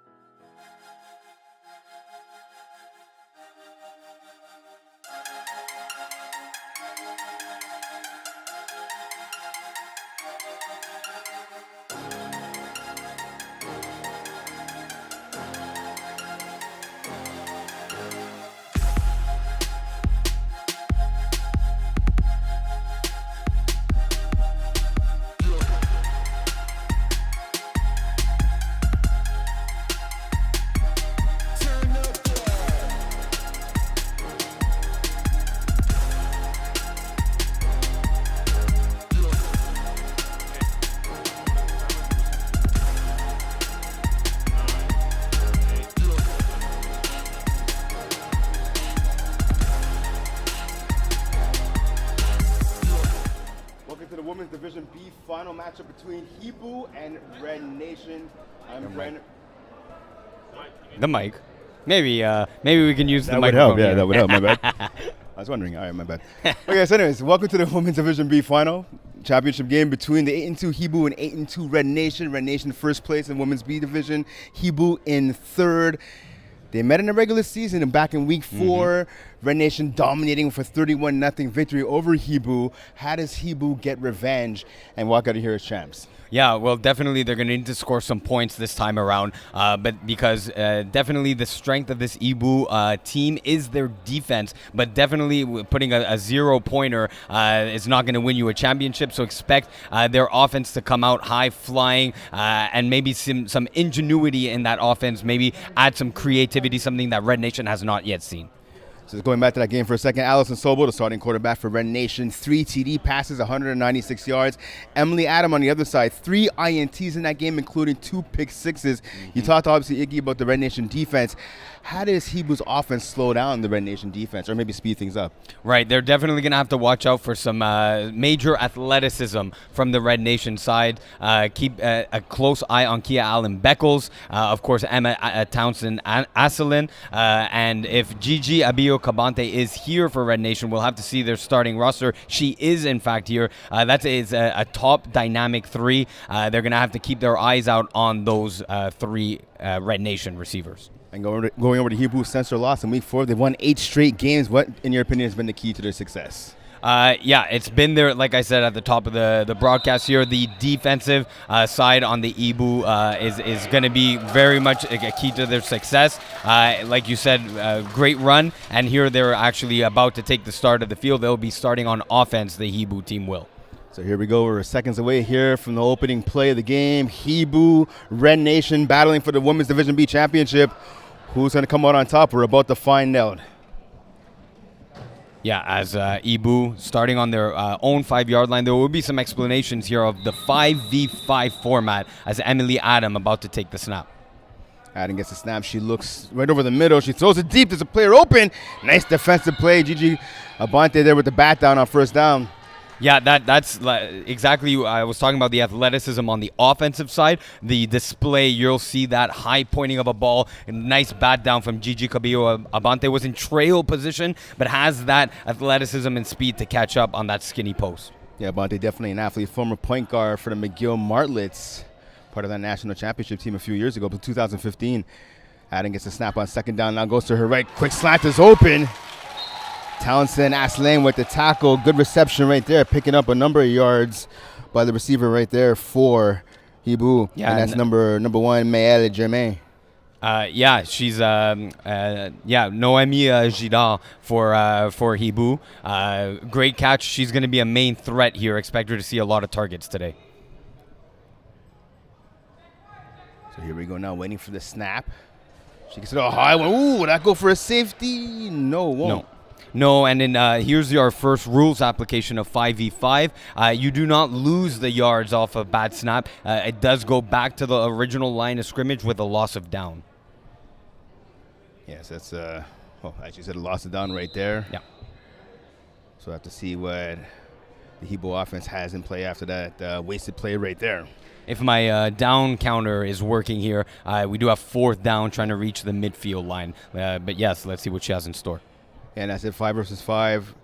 You have to get to the first down. Only 1 first down. That's that midfield going deep pass, and that's intercepted.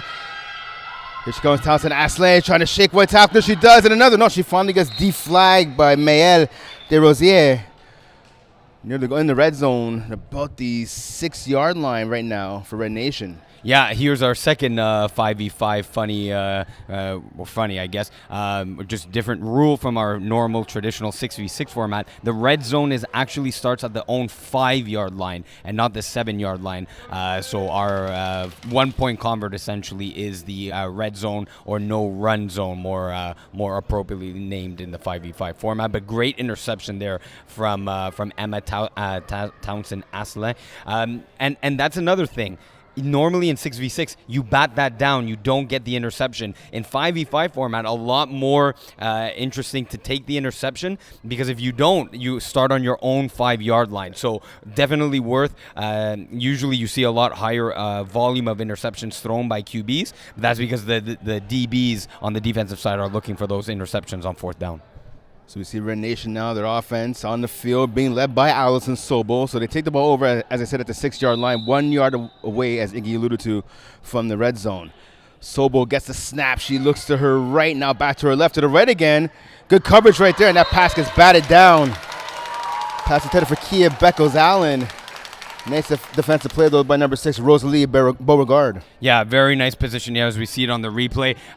Behind the receiver here of Kia Allen Beckles, as you said, but able to get around the receiver without contacting and going through the Red Nation receiver. Great play on that ball as Allison Sobel about to take the snap here.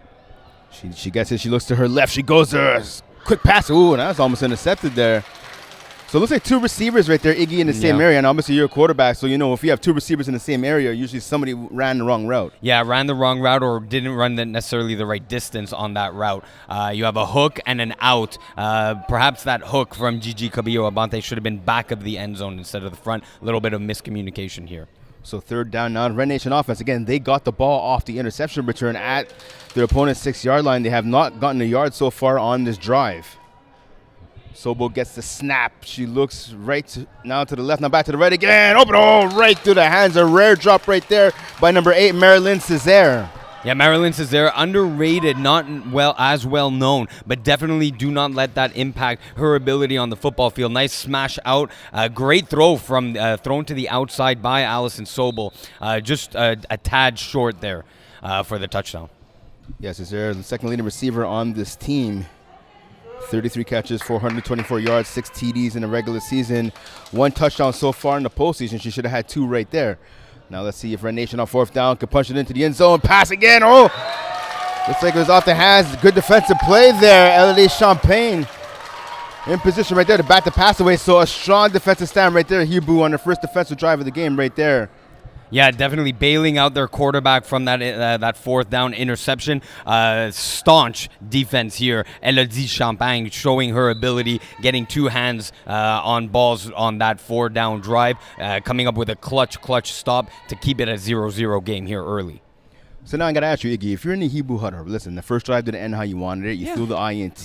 Your defense made a big stop, so you have momentum back on your side. What are you doing here on 1st down? You just want to get in the rhythm of the game. Now, like, the first drives have been settled. Now you just want to complete a hook pass, get 5 to 7 yards. That's okay. So Adam gets the ball. Can she make that quick pass? She didn't. No, she goes deep instead. The player's open. She just overthrew it. She had a receiver wide open, and Claude Beaulieu, number 2 for Hiboux. Yeah, again, she opted to go for the deep shot. Look, it is there. Is a bit of a stretch, just much like the ball was a bit overthrown there. Again, I would have liked to seen just methodically driving the field, get comfort into this game. Really, no quarterback has, or there's only been 1 completed pass in about 8 or 9 passing attempts here. Get into a rhythm, drive your offense as the Hiboux line up in the trips. Yeah, trips to the right. So all 3 receivers on the right, obviously the snapper in the middle. Adam gets the ball. She looks to her right. Quick hook pass on the sideline there. Nice catch. Good tackle right there. So Champagne there with the catch. Got a good tackle there by Aslan. Because I tell you what, if Champagne would have broken that tackle, she would have had at least another 15 yards. Yeah, definitely had a lot of real estate up ahead of her. Simple play there. 2 hooks from the strong side where you had the trips formation. They're going to go in a 1-by-2 formation here on 3rd down. So 1 receiver to the left, 2 receivers to the right. Girard by herself on the left. Quick pass to the flat. It's intercepted. Ooh, almost intercepted right there. Believe that was number 25. Yeah, that was Noemi Almond there. She got her hands on the ball. I'm surprised she didn't come up with the INT. Yeah, I think she was surprised that the ball came to her. The ball... the receiver did stop a bit of their route as they were break in on the in-breaking route. Noemi Allemand, one of the best defensive players here for Red Nation. A little surprised to have that ball go off her chest. Yeah, Allemand 3 INTs in the regular season, 5 tackles so far in the postseason. Adam gets a snap, goes to her right. She has a receiver open. Nice job getting the feet down by Girard. 1st down before she steps out of bounds, extending this drive for Hiboux. Yeah, she has 2 receptions here to start off the Hiboux 2 drives. She's been the one that's gotten the most yards so far. Like I said, look for her to get a lot of targets. Right now, she has the first down of the game. Yeah, it's the biggest play of the game, actually, as well. Yeah. So fresh set of downs here for Hiboux. Adam awaits the snap. She gets it. She looks to her left. And she goes there. She has a player open in the end zone. Batted down. No, maybe INT. Yeah. Yep, interception.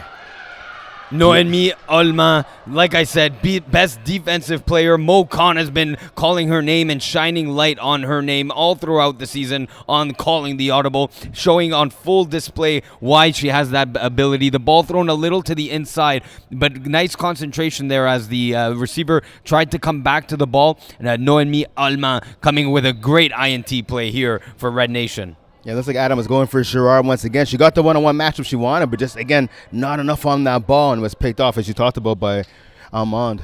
So fresh to the downs here for Red Nation. Pass to the sideline off the hands of Abante. A rare drop by her, the leading receiver for this team. Yeah, a rare drop from her. Definitely an offensive specialist. A little bit of jitters from both sides, I think we're seeing here. Like I said, you want to complete those easy, nice passes. It was a nice 5-yard out route from Gigi. You're going to want to see just more completions, just steady play here. Gigi, 7 receptions, 128 yards, 2 TDs so far in the postseason. So make it 8 catches right there off the ball bowl. Yeah, like it's not coming easy to either team here. Even as she did bobble that catch there, she was kind of surprised that she was able to triple bounce it off her face, off her legs, and a nice 5-yard gain there for Gigi. And tell you what, playing receivers, sometimes those are the hardest balls to catch, the ones that you get your hands in place right away, but it bounces off sometimes. It's hard to get it on the rebound. And here comes Sobo going deep, and that's intercepted. Champagne with the interception. She gets tackled finally by Abante. So we see 2 turnovers on the first 2 drives, by Sobel. And that's what I wanted to ask you. For as great as Alison Sobel is, her last couple of playoff games, she's been a little shaky in terms of the INTs. I mean, we go back to the last time they were in a championship game against the Bruce in the FPF Cup, 2023 Finals, 3 INTs. The Lynxettes, 3 INTs in the winter playoffs in 2024. So her last couple playoff games haven't been so great. Again, Sobel's a great player, has a lot of knowledge, a lot of experience, and she's a winner, 2 championships to her name. But the INTs right now are the headline of this game. Yeah, piling up for sure. Adam now, she goes to the outside, a little too far for the intended receiver. Yeah, we're seeing the defense is really making a name for themselves and putting a stamp on this game. Still a 0-0 tie here, but both sides now have an interception. Both sides have a stop. Actually, 2 interceptions from the Red Nation defense. Let's see if Emily Adam, was able to get a first down last drive. There was something positive that came out of it. Let's see what they can do here in the trips formation. The intended receiver on the previous play was number 7, Laurence Dion. Adam gets the ball on 2nd down. Now she looks to her right. She goes over the middle. She's going deep. Well overthrown of the intended receiver. And that was Ellie Tellier. And I wanted to ask you about her. Yeah. She was the leading receiver for this team in the regular season. 46 catches, 614 yards, 13 TDs. No catches, though, so far in the postseason. Yeah, that's interesting. Definitely one of the major weapons of this team for Hiboux.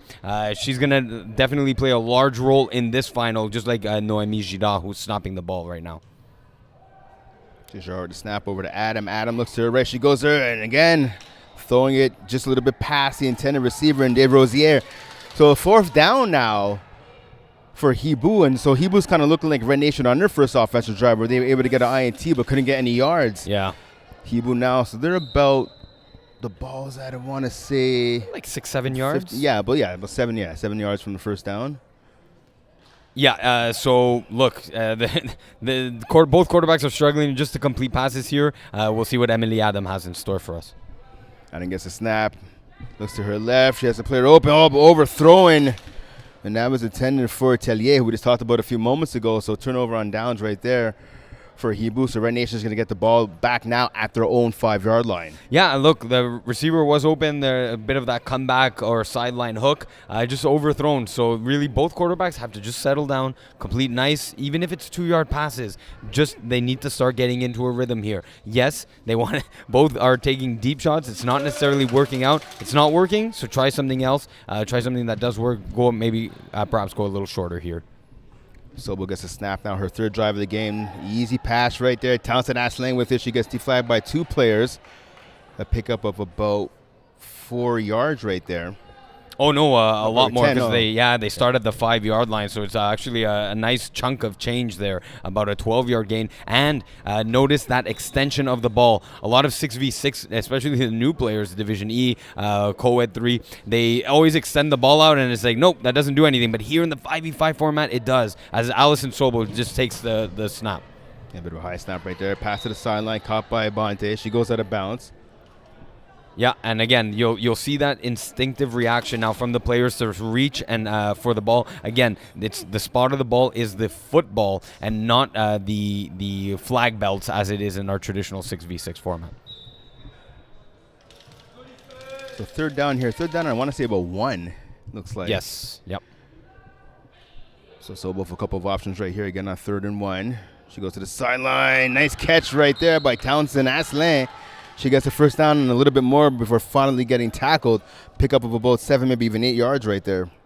Yeah, great, very nice move. Again, that smash out concept is something that's working for the Red Nation offense, and the referee's just watching, telling the players to watch out for their elbows. Could be called for a flag guard in the future. Watch for maybe, I don't know how advanced the playbook is for Red Nation. They're doing a lot of smash out. Maybe watch for a smash out back in or smash out and up. 1st down now for Red Nation. Their offense. Sobel goes to the left. She's playing the flat. Oh, nice defensive play.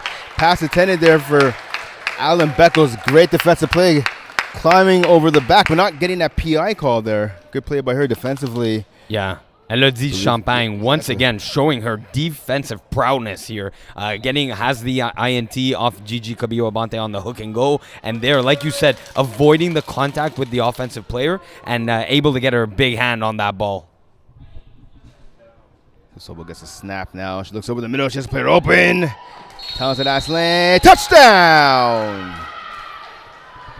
Again, that nice extension of the ball for that touchdown. It was the reason why a lot of people watching at home who play FPF in the traditional format will say that she's about 2 yards short. Look where they were deflagged at the white goal line there, but it's really the extension of the ball on the blue goal line that makes this a touchdown. Emma Townsend Asselin, really the dynamic force for Red Nation. Not just this drive, but even the previous 2. She was the one making catches, getting some yards, gave that confidence for the first score here for Red Nation.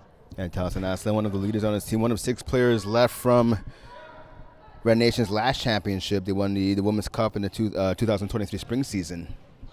Sobel gets a snap on the conversion here. Pass to the end zone. Up in the air! Oh, and it falls down to the turf. Goes off a couple of hands right there. Yeah, well, Kial Beckles getting that tipped, trying to catch that tip pass on the out that was thrown, and just getting a little tangled with Emma Townsend Asselin. Was for the other. They just a bit of lack of communication there on just who is going to eventually grab that 1-point convert. So 6-0 lead here for Red Nation. How do you respond now if you're Hiboux? Again, just get some completions here as they go into trips left formation. Just get something positive. Adam gets the snap. She looks to her left. Quick pass to the flats. Ooh, nice catch right there. Strong hands by the receiver, even breaking a tackle after the catch as well. Chloe Beaulieu there with, again, just a 5-yard hook. And yes, the Red Nation defender, a bit of a strong play there, coming and trying to get deflect that pass. Unable to come up with the tackle to gain some extra yards there was Chloe Beaulieu. Yeah, big catch right there by Beaulieu. So 2nd down now for the Hiboux offense. Let's see what they go here. 2 receivers to the right, 1 to the left. Quick pass to the flat. Smart play right there by the QB. Nice catch and run right there by Moi'L, number 3, Moi'L de Rosier. Finally tackled by Abante. Yeah, and if you're noticing, they're switching up the snapper. Sometimes it's Moi'L de Rosier. Sometimes it's Noémie Girard. So they're really very flexible with their offense and their pieces. They like to move around. Maybe they see something on a matchup base that they like to attack here. Very creative, ingenuitive offense here. Oh, actually about the snapper in a second. Adam gets a snap here, pass to the sideline. Nice catch, enough for a first down. Good move there by Champagne. On the right sideline. Yeah, so you've seen her great defensive ability here. Watch this skinny post down the middle of the field, though. Wide open was Chloe Beaulieu once again, but I'm okay with taking that, getting the yards there. She hasn't been successful throwing the deep ball, even though it looked like it was for 6. I'm okay with taking and getting a first down here. So you talked about switching the snappers for Hiboux. Red Nation's actually switching the snappers right now. Zoe Wong just limped off the field. She's down on the sideline. She's grabbing her right ankle. You hate to see that. Nice catch there. Oh, drop, over the middle. So we see now Marilyn Cesare, number 8. She's rotating now as the rush. And she came in like a bolt of lightning right there on the quarterback. Yeah, just causing a bit of a delay there on the drag route from number 5, Elie Tellier of Hiboux. So already Marilyn Cesare coming in as a replacement, as you said, for Zoe Wong, rushing for Red Nation, already making that pass from Emily Adam just a little tougher. So Adam now waiting to snap here on second. She gets it. She looks to her right to the flat. On a drop there by the snapper in number 3, De Rosier. Oh, there's something on the field of play here. The referees. Oh, there's 2 minutes left. 2 minutes, So an explanation here for the viewers at home. In the last 2 minutes of the 5v5 format, we go into a pro clock. So there are no final 5 plays. The pro clock, basically anything that will stop the clock will be an incompletion, going out of bounds, gaining a first down, and a touchdown. Penalties as well.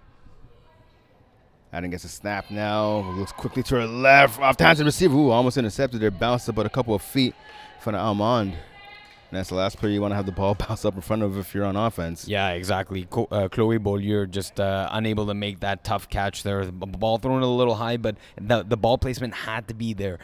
So I believe it's either 3rd or 4th down here. Fourth yeah, down. it looks like 4th down because of the way the Red Nation defense is covering mostly the goal line here, and Hiboux opt for a trips right formation. So let's see now what Hiboux has up their sleeve. They're going to have to score here. Adam gets the snap. She looks to the right. Just out of the reach of the receiver. She had a player that was Tellier blazing on the right sideline. But again, that pass was just out of her reach. So turnover on downs right here for Hiboux. Red Nation to get the ball back at their own 5-yard line. Yeah, nice wheel route there. Just unable to get it. Look, she threw it to the back cone, back of the end zone, over Gigi Cabillo-Abante's side, who was standing on the lip of the goal line. So definitely a good, giving her receiver the best chance possible, but unable to. It's still a difficult pass to connect. So the Red Nation bend, but not breaking here. So switching the defenses now. Hiboux, obviously their offense had a nice long drive there. The defense got a rest. What do they have to do now to get the ball back? Yeah, they definitely obviously get a stop here, and let's see if they can communicate better on defense.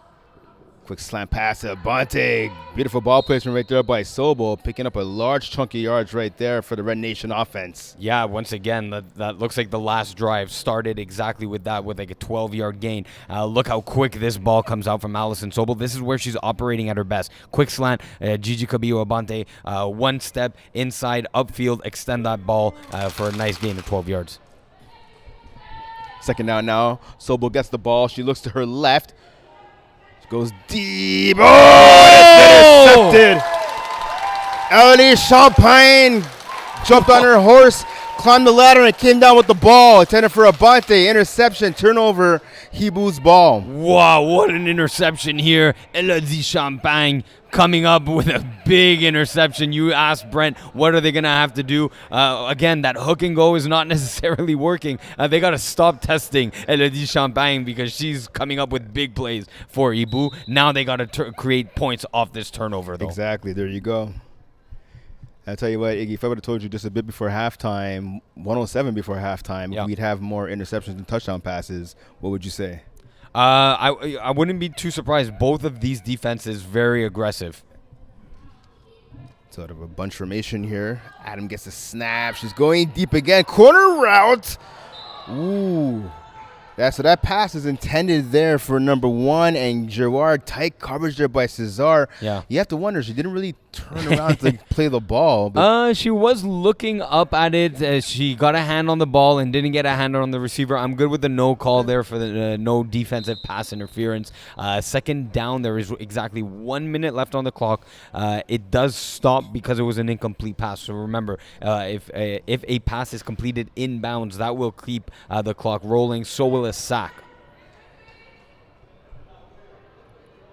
Third down now. Adam gets the ball. She goes to the left. Oh, that's almost intercepted. No, it is intercepted. Alman has it, and she's tackled. That's a bad pass right there by Adam. Ooh, yeah, thrown into a lot of traffic there. I do like the concept of the mesh.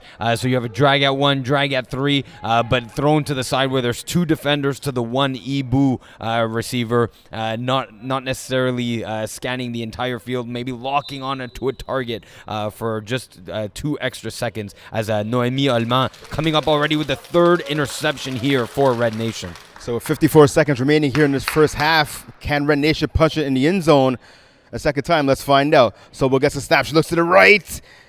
Caught by Townsend Aslan. She's tackled at about, I want to say, the 1, maybe 2 yard line. Looks like it's going to be the 2. Yeah. So nice catch by her going backwards. Again, as we see it on the replay, they love that smash out concept here to Emma Townsend Aslan, getting great yards, setting up here a 2nd and goal. So 2nd and goal from the 2 yard line. Sobel gets it. Looks to her left, looking for the slant. She gets pressured, and still throwing it away. That's a smart play right there by Sobel. Nothing was open. Throw it away. Yeah, lived for 3rd down here. And here's another difference. Yes, she makes a slight hesitation move on the rusher. Even if she does make a move and buys time to go downfield and look, she only has 7 seconds to throw that ball. So there is a time count violation that could happen on the offense in case she holds on to the ball for 8 seconds. 3rd down now. Sobel gets the ball, goes to the left. Oh, and that's, her right. And that's overthrowing Aslan. Thompson Aslan was open there for a little bit, but yep. That window closed. Once again, on the replay here with that smash out concept that they've been hitting 4 times now, just a little overthrown. Again, the Hiboux defense is going to have to play outside shade on this. Let her go inside, and if she keeps going inside, communicate, release, and if she comes back inside, you're already there in position to make a play because Alison Sobel's been looking that way a lot. They're maybe going to have to change the offensive play a bit. Like I said, smash out, back in, maybe smash out, and then up the field. Little tight here to do that on the 2 yard line, though. 4th down, I believe it. Timeout's called here. No, the timeout wouldn't make sense. I think they're just correcting the time on the scoreboard here. They're now going with a manual. It is 4th down. They're going with a manual clock here by the referee Jack Nudie. So an official timeout then. 4th down here. Sobel gets and I'll tell you what, that snap was a little high, but Sobel was looking at the receivers, not concentrating on the snap, and right through her hands. Yeah, as you see exactly what you just suggested there. Alison Sobel already looking downfield and just snapped. It did touch her hands. It did touch her hands. She just sailed a little too high, a little too hot, too much mustard on that pass. And here's another thing that's different in the 5v5 format. You don't have to be 5 yards away. So you can be 3, you can be under center. So she was I noticed she was a tad little closer than she normally was, and so that ball just sailed a little sooner. I would actually, obviously, from watching the Braves and a lot of other teams in the 5-on-5, I've seen some of the quarterbacks take the snap from behind center like you would in traditional football. Mm-hmm. Do you prefer that near the goal line? Yeah, absolutely. You get the ball quicker in your hands, and you can shovel past it to a receiver as Emily Adam takes the snap here for the next Hiboux possession. So Hiboux for another defensive stand. Let's see if they could get some offense to go with it. Nice slant, little drag, I should say, catch. Extending the ball there was Desrosiers.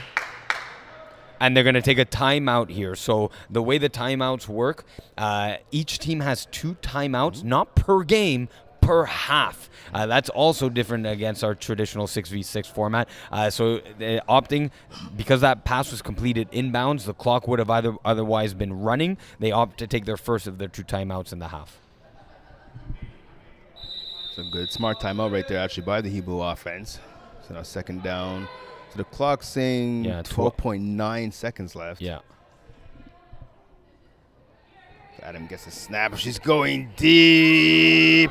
And I'll tell you what, that's a great job by the receiver preventing that ball from getting intercepted. That was number 3 again, Moi'L Desrosiers. Abante was in the area, and that ball didn't get tipped by the receiver. That was going to get picked off. Yeah, they sent 2 deep routes. You had a post from the slot there from number 3, Moi'L Desrosiers, and a go on the sideline. I like attacking deep. It hasn't been working, but I do like it just because, we said at the top of the snap, there was 12.9 seconds. There's about 5.9 seconds now.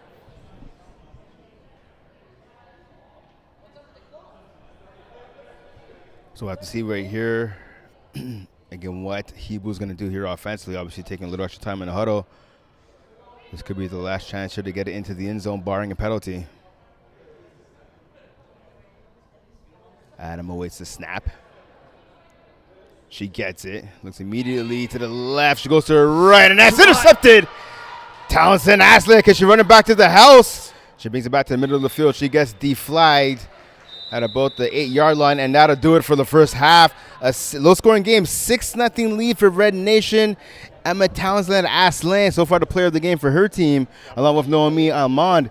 But Townsend Aslan, the only touchdown so far in this contest, which is why Red Nation leads by a score of 6-0. Igir, what are your thoughts after the first half? Yeah, I mean, like you said, you've had an offensive performance from Emma Townsend Asselin with the only touchdown, about, I'd say, like 60, 70 yards, which is quite a bit for a first half stat line. And defensively, Noemi Allemand with 2 or 3 interceptions already. I've already lost count. She's making huge plays. I love both sides right now, but especially on the defensive side, really, for both teams. So we've seen the strength, obviously, with Red Nation again. They have a shutout so far. They led the Division B in 25 interceptions and 6 touchdowns in the regular season. Hiboux comes into the postseason with averaging 20 points a game. Right now, 0 on the scoreboard like they did in the regular season against Red Nation. What do they have to do offensively to crack that goose egg? I've been saying it. They're taking a little too many deep shots. I'm okay with the last one there with 12 seconds left, but just they're working at their best when they're hitting those 7-yard hooks, those 5-yard ins, and letting the receivers do the work, getting upfield. That's when they've been driving the field, getting first downs, because they have gotten there, but just making the deep passes haven't necessarily been connecting and have gone for interceptions. And switching sides to the Hiboux defense, again, they've only given up a touchdown, right? And Red Nation have a pretty good offense. What have you liked so far out of the Hiboux offense, and what do they need to do to maintain that in the second half? The Red Nation offense? No, Hiboux defense, sorry. The Hiboux defense. Oh, my God. Stop attacking Elodie Champagne, because she is a monster there for that Hiboux defense. They're communicating well. They do have to, like I said during the broadcast, they have to watch out for that smash out from Emma Townsend Asselin, because they're hitting it. Alison Sobel and her are a great combination duo right now for Red Nation. Play outside shade. Force the balls to the inside. Although, as we saw in one of the plays, Cabillo Abante with that quick slant in, they're doing their best. They have come up with big interceptions on the deep passes. Now they have to work a little better on the smash outs. And right now, so I said, as we're going to the break, I said Emma Thompson, Aslan was my MVP. Do you agree with that, or do you give it to maybe someone like Alman who has a couple of interceptions, or who would you go with? I mean, right now it has to be Emma it's the 6-0 lead, right? That's what's winning them the game right now. But if Alman can come away with another interception, maybe a late INT saving or championship saving INT, that could swing the favor for Noemi Alman. And don't forget, coming up next, we also have Subzero against Cayenne, the Women's Division A Championship game coming up right after this one. But again, we have to get through this one first. And a great game, great defensive battle so far between 2 top teams, obviously in Hiboux and Red Nation. What are you expecting in the second half? I'm expecting, or I'm hoping, I guess, just moving the football, like just complete some passes, because it's been working for both teams when they're going 5-7 yards, and both teams have been throwing interceptions when they're going deep. I think it's time for them to just continue what's working. A lot of times offenses start to overthink things. If it works, keep using it and abusing it until the defense shows you that they can stop it. And what they've been showing that they can stop are the deep passes. So definitely you just want to go short, gain those yards, and gain some momentum and confidence as you go into the end zone. All right, and You talked earlier about nerves, right? Both quarterbacks got off to a shaky start, a couple of interceptions thrown, a couple of missed passes to open receivers. As the first half started to settle down a bit, do you think the nerves are still a thing, or? No, I think now the nerves have settled after 2 drives. That's where I was seeing some of the nerves, some of the drops in particular that you saw. The drops aren't happening now. It's more the nerves are on the QB's side of things. They're overthrowing the deep balls. They're overthrowing sideline hooks for about 7 and 10 yards. So the quarterbacks have to take just pause here. It's 6-0. It's okay. You're fine. I understand. It is. We're used to seeing a lot of points being scored in the 6v6 format. The 5v5 format's a lot more of a defensive game. It's harder for 4 downs to gain to midfield. It's not 10 yards for a first down. That's a lot easier to complete for offenses. So again, take what the defense is giving you: 5-7 yard ins, outs, smash outs, and drive the field here. I see both teams just in the last second huddles there on either side, getting ready to hype themselves up for the start of the second half. It should be a good one. Again, all defense so far, but I think the offenses are sleeping giants right now. They should be coming up pretty soon, and we might see some scoring here in the second half. Yeah, I mean, we do love, like I said, the 5v5 format is more defensive, but we still love to see offense and points being scored on the board for sure. I can tell you, as a former defensive guy, I love defense. I love seeing defense, but I mean, yeah, you want to see at least one or 2 touchdowns. We got 1 so far. I'm hoping maybe we see another 2, 3, maybe 4 here in the second half. Yeah, but like you said, it's been an exciting game because the interceptions have been really nice plays. Elodie Champagne really, really standing out, making a name for herself here in the women's B division. Probably a player that has the capability to move up in women's A.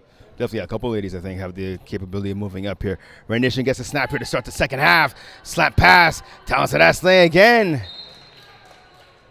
Gets a large chunk of yards right there, finally getting tackled. Again, as you're going to see on the replay, what is this, a 3-yard slant, a 5-yard in, able to seize that nice hole in the defense, and Emma Townsend Aslan making a candidate for herself for MVP. She's the one racking up the yards here. I'd keep feeding her the ball.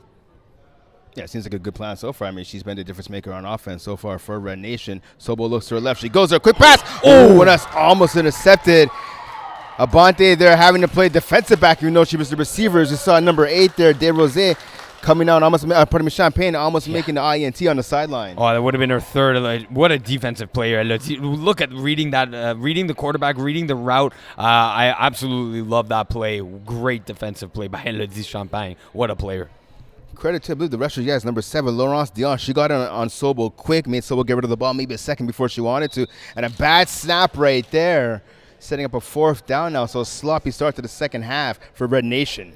Yeah, started off well with the Emma Townsend, what was that, about 10, 12, 15-yard gain. The last 2 plays haven't looked as pretty here. A bad snap from Kial Beckles. Maybe the heat here in Brossard, it's getting a little stuffy. Maybe that ball's getting a little wet. With the gloves do get a little wet as you play here. That could play a factor with the snaps here for Red Nation. And speaking of rushers, see Zoe Wong again. She left the game about 10 minutes in with an ankle injury. You saw her jogging the last couple minutes on the sideline, obviously trying to make it back in this game. Let's see what she does when the defense comes onto the field. But right now her offense is still there. Pass to the sideline, off the hands. It's intercepted. INT there for number 2 and Chloe Beaulieu. Again, what a nice concentration play here as Marilyn Cesare was unable to come up with the first down catch. Would have been a first down, or if she had extended the ball. But again, even in a 6v6 format, when the ball's bouncing and tumbling into your arms, you go for the INT. It's not always that reaction to just bat it down. But of course, here you'll take the interception as they already have. No, they don't have the first down gain. They can still gain a first down. They're about 3-4 yards away from doing that. So they actually have 8 attempts from about 20 yards or so. Yeah. So now Wong has re-entered the game at rusher. Going to have to see if her ankle holds up. Have to imagine Adam, the quarterback's has to be aware of that. Adam gets the snap. She looks to her right, goes over the middle. Nice out route. Very nice. Nice catch right there. Picking up more than enough for the first down. Naomi Girard, number 1 for Hiboux. Yeah, again, like I said, and here she's not snapping on this play. Like you said, nice, a quick smash out, just a little step inside. I thought the ball was thrown a little bit to the outside because I saw like an in or a hook, and she actually quick smash out there. Very nice play, like you said, first down here from the 11-yard line. And Dave Rosier, she's at snap, number 3, pardon me. Bunch formation, Hiboux pass in the middle, touchdown!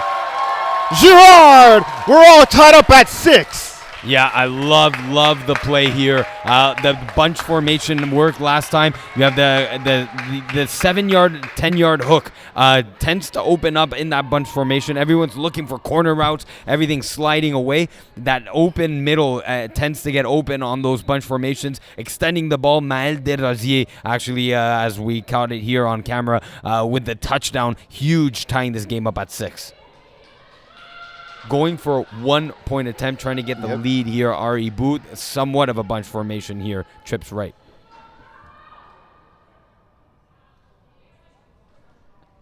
Adam gets a snap. She looks to her left. She has a player wide open over the middle. Oh, she threw the ball behind her. The receiver was wide open, and that was Tellier, number 5. Yeah, unable to break the deadlock here. She did have wide receiver open. Oh, yeah, just really overthrown. Struggling with those deeper passes. You're noticing that the balls are about a yard, 2 yards over an outstretched receiver. Very difficult for her receivers to make plays on those balls. Let's see how Allison Sobel responds here, taking the snap from her own 5-yard line. Sobel gets the snap. She leads her offense onto the field here. Looking to regain the lead, pass to the sideline. One-handed catch her, but out of bounds by Almond. Nice catch, but again, she couldn't get her foot in play. Yeah, here's another difference for those viewers at home. You only need 1 foot in bounds. That actually might be a catch. I don't think they're going to challenge this because it's not necessarily worth it for a 5-yard gain. But all you need is 1 catch, 1 foot in bounds to be called a completed catch. And don't forget, in the FPF Finals, you can challenge players. It's the only time during the regular season and postseason that you can. Pass over the middle. No one home there for Red Nation. And you can see the dejection on the face right there. Up Sobel. Good rush by the Hiboux defense. I believe that was Dion again, number 7. Yeah, you had an out at 5 yards and an in, and the in was thrown way too much to the inside. Unable to get there was Emma Townsend Aslan. That ball should have been a bit more diagonal to Allison Sobel's right hand side. That play would have been there as Gigi Cabello Abante gets a last minute instruction from her quarterback. My apologies. It's actually Beaulieu now who's in at rusher, number 2, not number 7 for Hiboux. Sobel gets the snap. She looks to the right. Quick pass, a quick tackle right there. Yeah, that's Noémie Girard coming up with the quick tackle. It looked like the Hiboux defense was in a man or a shadow defense here for Hiboux. So limiting the yards there to about a 6-yard gain. Believe it's 4th down. Yep, Alan Beckles with the catch there on the play. And it looks like they're going to be playing that shadow defense once again. Sobel gets a snap. She goes deep over the middle. Abante open. Oh. Nice catch. Catch get into the end zone. Touchdown, Red Nation. Wow. Emphatic, enthusiastic. Gigi Cabello Abante on 4th down. Allison Sobel taking her shot on the post, winning the battle in the air, able to look at those outstretched defenders trying to reach and grab for that flag. Gigi Cabello Abante wins in the air, wins on the ground, extends that ball for a touchdown. 12-6 for Red Nation. Now I gotta say, Champagne, you can't have better coverage than that. Yes. She was there step for step. She was in the back pocket of Abante, but Abante just using her leaping ability and her great hands just to come down with the ball and then not only shake Champagne, but another tackler on the way to the end zone. So Sobel gets a snap here on the conversion attempt. Pass caught. Talented ass lane with the 1-point convo. So that's used the first conversion of the game for either team. Big. 13-6 lead for Red Nation. Yeah, that's big. And there you go. You're seeing it in, out, in, or out, in, out, actually. Even I'm getting tripped up on the triple and double moves there from Emma Townsend-Asselin. Coming up big during drives, now coming up big with a 1-point convert here that no one has gotten so far. 1 for 2 for Red Nation, 0 for 1 for Hiboux. So 13-6 lead with just inside of 12 minutes remaining here in this contest. Can Hiboux respond? Let's find out. Adam wastes a snap. She gets it. She looks to her right. She goes there. Nice pass. Good catch there by Desrosiers. Yeah. She might have enough for the first down right there. Or no, about maybe 3-4 yards short. Yeah, nice patience waiting for that route to open up. Just throwing it in front of Marilyn Césaire. Like you said, great ball placement. Great pass from Emilie Adam. You see those nerves that we were seeing early on? Now she's looking a lot more confident in that pass. So Adam gets the ball here on second down. High snap. She gets it. Goes to the left-hand side. Caught by the receiver for a first down.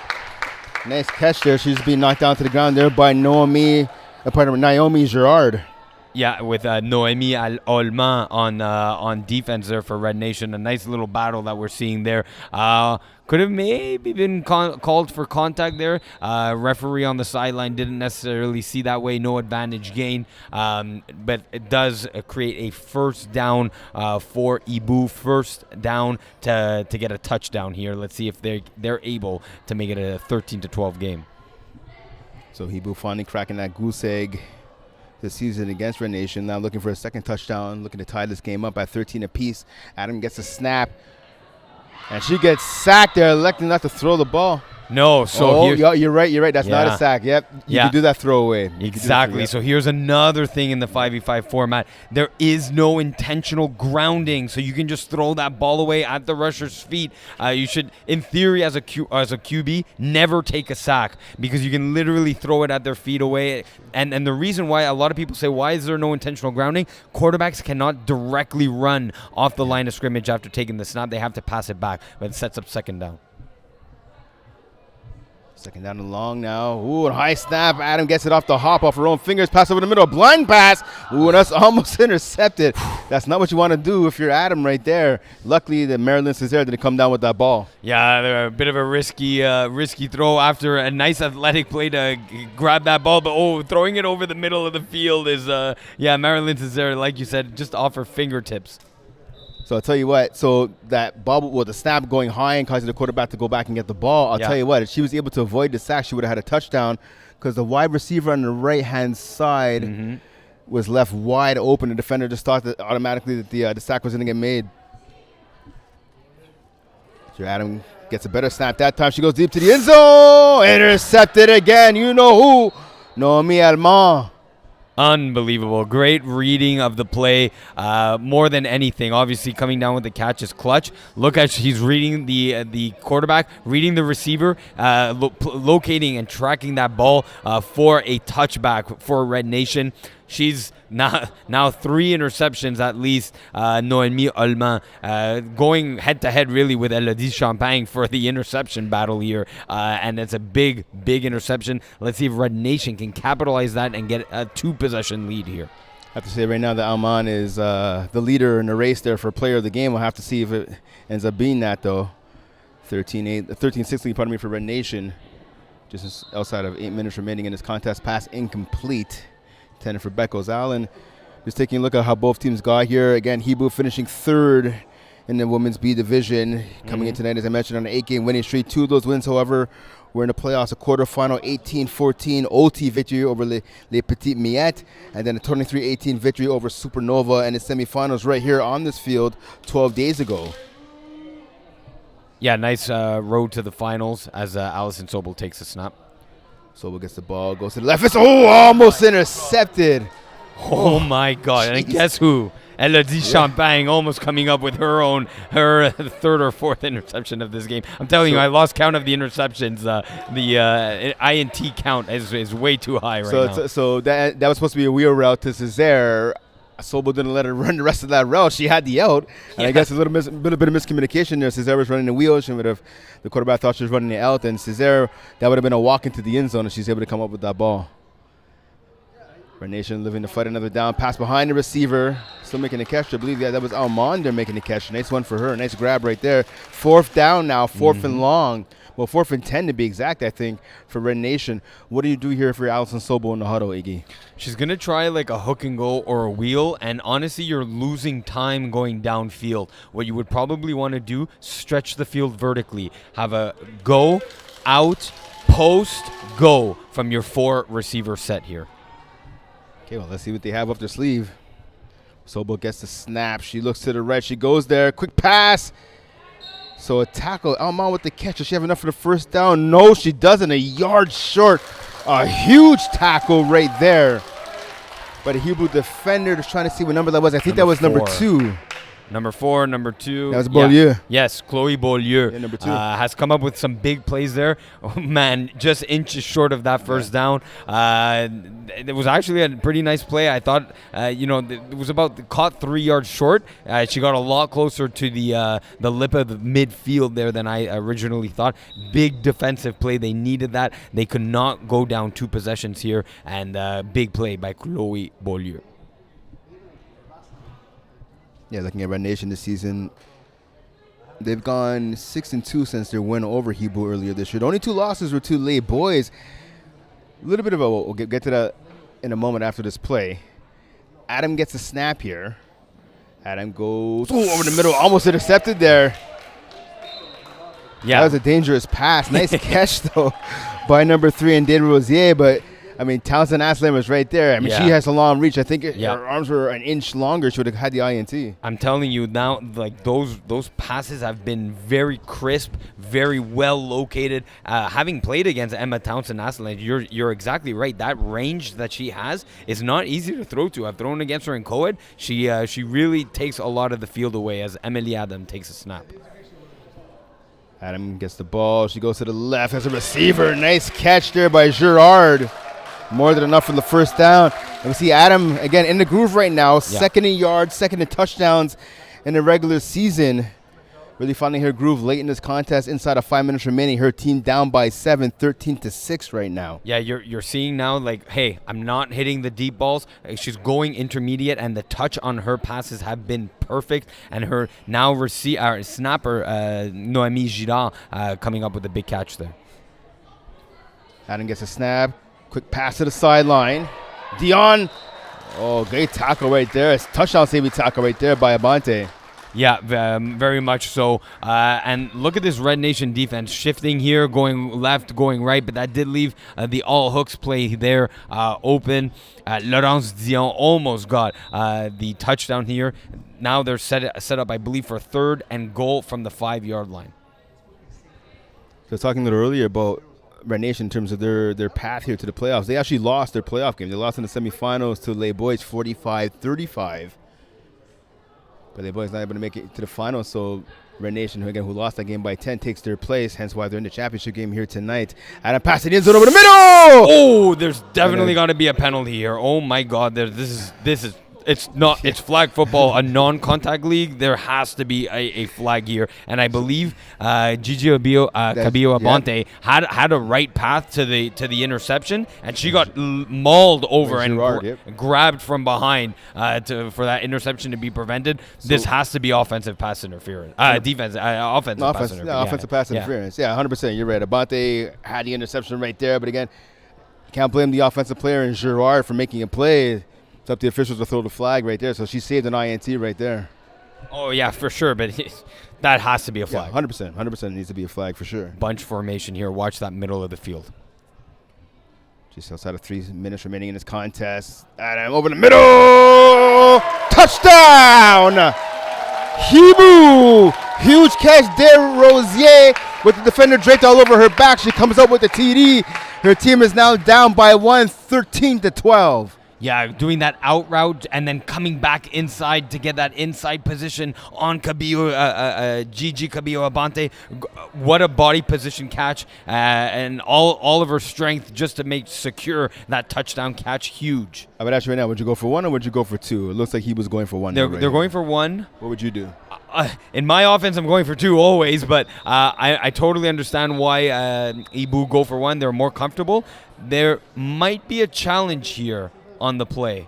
I'm not sure what the challenge would be. Referee Tara Mrakic is going to come up here and get a second view, closer view on exactly that. Hopefully we can get to know what exactly they're challenging. And I mean, it's probably red. I think it's the catch, to be honest. It has to. There's like no doubts about this. Because you saw the receiver go down to the turf as a defender in Abante, so you have to wonder maybe she scooped that off the ground. No. Because, okay, so Tara Mrakic just explained to me what the challenge is because, my God, that's a touchdown. That's a catch. Was there a sack on the play? That's what they're challenging. Red Nation challenging that there was a sack. So we're going to get hopefully not too lengthy of a review, but Red Nation believe that there was a sack on the play. If we can show the viewers here a replay of it. We're seeing it in the booth here, but if the viewers at home can see it, here's the replay. As Emily Adam takes the snap, it's Zoe Wong, remember, who had previously been injured in the first half. And as we get a zoom-in picture here, Zoe Wong gets a nice start off the nice rush off the snap. If we can roll it forward here. Again, a tie goes to the offense, and by a tie, I mean that the ball has to be out of the quarterback's hands. If it happens at the same time, you mean the tie, so the throw will stand. Close. This is it's not even close. So we see the referee there, Jack Nudie.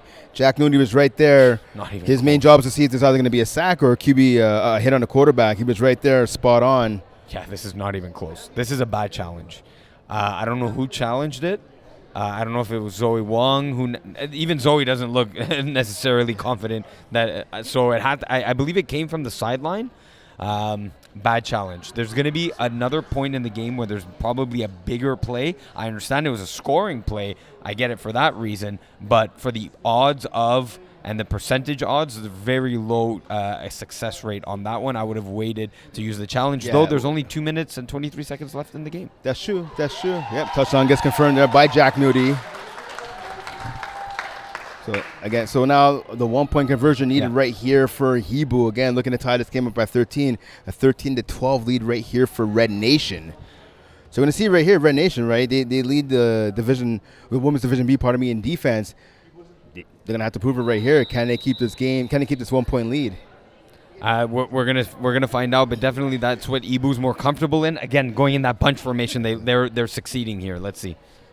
So Adam gets a snap, biggest snap of the game so far for her in her offense. She looks to the left, has to play wide open over the middle. It's caught. Girard, we're all tied up at 13 with 2 minutes and counting remaining in this contest. The Red Nation defense is struggling against this bunch formation. Emily Adams making the right reads off of it. Everyone splits to the outside, and Noémie Girard right into the middle of the field. No defender within 2-3 yards of her. So the Owls flying to a 13-13 tie right now. And we do have a 2 minute warning. Yes, 2 minute warning. We are in the pro clock here, so the use of timeouts going out of bounds to stop the clock going to be huge. And this obviously benefits the offense. They can take the time march in the field now. Sobel gets the snap, goes to the flat. Ooh, and that pass. So it looks like the receiver was zinging, the quarterback was zagging right there. Alan Beckles kind of stopped her route there, mid-route. Yep. And guess who got a hand on that ball? Elodie Champagne looking to make another big play on defense to potentially give her team the ball back for a winning drive. But first, Red Nation does have second down here. So Sobel now on second down, second and long, facing her offense. She goes to the flats and a catch right there by Armand. Player draped over her back, and number 3 and Desrosiers. But again, strong catch right there, strong positioning by Almond on second down. Yeah, if Desrosiers had held on 1 second more, there was going to be a holding penalty. Nice quick out, smash out. I mean, there could have even been a bit of a holding play there, but not enough advantage was gained there by Kial and Beckles. So third down now. Allison being flushed, and she throws it incomplete over the middle. So big stop right there on third down, setting up 4th and long now. So we see the rush right there getting in there, causing Sobo to throw off balance in the middle of the field. Yeah, again, that's very close to the that tie situation between rusher and QB. Not worth the challenge here. There is a minute 17 left on the clock, so ignore the 53 seconds and counting. But yeah, you mentioned here that Lamiz Al-Jundi not here for Red Nation, a big loss. Yeah, the captain of the team, one of the leaders defensively. Throw it to the flat, caught right there. D-fly before the first down. Football's a game of inches, and we saw it right there. Alan Beckles with the catch. A huge tackle on the play by the Hiboux defense. I believe there was Girard. Yeah, Noémie Girard, big play with the 1-point convert to tie this game up at 13, coming up with a huge tackle. That's the second one. Big tackle before by Chloe Beaulieu. Big tackle there by Noémie Girard for the turnover on downs, giving Hiboux a chance to drive the field for the championship here. Yeah, will this be the game-winning drive by Hiboux? Let's find out. Adam looks to the sideline. She has a receiver. Nice catch right there. Before getting tackled, good tackle right there by Townsend Aslan, catch there by Champagne. Yeah, Champagne, again, having a great defensive game, showing that she has the offensive skill set here for that sideline catch. Just getting, and again, the clock is running here, so remember, there's 51 seconds and rolling. And second down here, Amelie Adam about to take the snap. So Red Nation, of course, your Division II champs. Nice pass there. Ooh, good catch. Jumping up hard to bring that one down was Tellier. Good tackle there on the sideline. I believe that was by Almond. Yeah, and don't forget, there was 51 seconds. The clock was rolling, but a first down does stop the clock here. So there is exactly 40.8 seconds left in this game for Hiboux. Have 4 more downs to try and get a score here. Adam waiting for the snap. She gets it now. She looks to her right. She goes there. Quick pass on the out route. Pick up a couple. Breaking a tackle and another. No. Touchdown! Unbelievable as we see it on the replay here. The tackling of Red Nation was not on point. Emma Townsend Asselin, Marilyn Césaire, Noémie Allemand, Gigi Kabio-Abante unable to come up with a tackle that gives Moi'L Desrosiers. Oh, Moi'L Desrosiers. What a nice little move back inside, outstretched. Wow, great play for the touchdown here. Great job breaking the tackles, but also great job keeping her feet in bounds while she was running on the right sideline for that touchdown. Absolutely. So 31.7 seconds remaining on the clock here. A 19-13 lead, the first lead of the game, for Hiboux. Looking to get the 1-point conversion here to make it a 7-point lead. Let's see if they can do it right here. Yeah, so here the clock never runs on a 1-point or 2-point convert attempt. So 19-13, big point here for Hiboux. And then gets a snap. She looks to the right, goes to the corner, and no one there. It's caught by our cameraman, Will. So here we go. 31.7 seconds left. Down 6. 2 timeouts in your pocket with the pro clock in effect. So remember, going out of bounds is going to be clutch for Red Nation. Gaining yards, of course, is going to be clutch. But they're going to have to manage this very, very well. We talked about Sobo, 2-time All-Star, 2-time champ. Yeah, Also member of the Montreal Alouettes, coming off a championship last season, a Grey Cup, I should say, in the CFL. Looking to add another championship here to her resume. Let's see if she can do it right here. No better time than now. Pass over the middle. It's behind Abante. I think Abante might have thought that pass was for Kia Allen Beckles. So 27.1 seconds remaining on the clock here. Yeah, Alison Sobo now running through the playbook in her mind. It's a bit of a stressful situation, especially not having gained any yards there on first down. She's going to have to come up with a big play. Maybe look to Emma Townsend-Asselin. She was hot early. Let's see if she can be hot late. Sobel gets the snap. She looks over the middle to the right-hand side, going deep. It's intercepted! Brilliant interception because she run it back to the house. She gets tackled at about the 10-yard line, and that will do it. Hiboux with 10.9 seconds remaining on the clock have the ball, and all they have to do is kill the clock right now, and they're going to win back-to-back championships here. Wow. I mean, it has been defensive effort all the way here from Hiboux, and what a way to finish it out. Allison Sobel, again, the deep balls have been intercepted, I think, 4 for 5. 4 out of the 5 deep shots, maybe 4 out of 6, but that is not a good rate. 4 out of 6. I'm not talking about completions. I'm talking about interceptions. Going the other way. Chloe Beaulieu just cemented the Hiboux championship. Yeah. Honestly, what they have to do, all they have to do here, take the snap and take a knee. Yeah. This is traditional tackle football. All she has to do is take a knee. Don't throw the ball. A ball can get intercepted. Don't do that. Allen gets a snap here. She's electing to pass. A little surprising. She goes to the end zone. That ball goes out of bounds. Run the ball. Run the ball. Yeah, that's all they have to do. All they have to do. An incomplete pass stops the clock here. So that ball is intended for Tellier. 6.2 seconds now remaining on the clock. So again, Hiboux, they won the Women's Division II Championship in the 2023 winter season. My apologies. Looking now for the first championship in the spring season, and that will do it. The clock runs out, and Hiboux are your Women's B Division champions with a 19-13 victory over Red Nation. Hiboux with the upset special right here. Congrats to them as they sit on top of the mountain in the Women's B Division. Yeah, congratulations to Hiboux. They unfortunately felt heartbreak in the Women's Division II Winter Championship. They, like I said, fell to in the finals, didn't get the championship there, able to now crown themselves as the Women's Division B champions over Red Nation here. Yeah, huge win right there. As I talked about the upset right there, Red Nation came into this game as the favorites in this contest. Again, they beat Hiboux by a score of 31-0 back in week 4. Obviously, Hiboux winning to get the last laugh here. 19-13 victory over Hiboux to win the championship here. What for you, Iggy, was the key to the game for Hiboux? The defense. It was incredible. Elodie Champagne, not just the number of interceptions, the highlight reel interceptions as well. And not just that, she got like 3 or 4 PDs, bat downs. She was all over the field on the defense, made it so hard for Allison Sobel to drive the field, especially deep.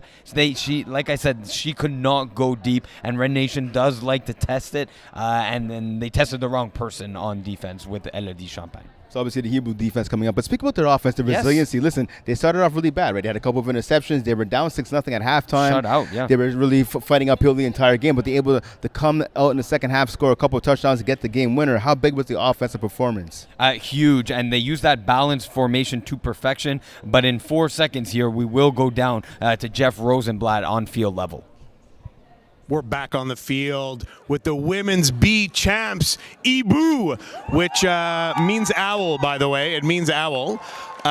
Who is the team captain? Le capitaine. Prends the trophy. Here is the banner. Merci.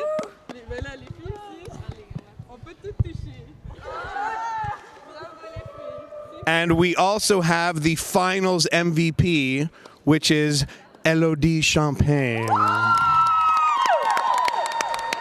Okay.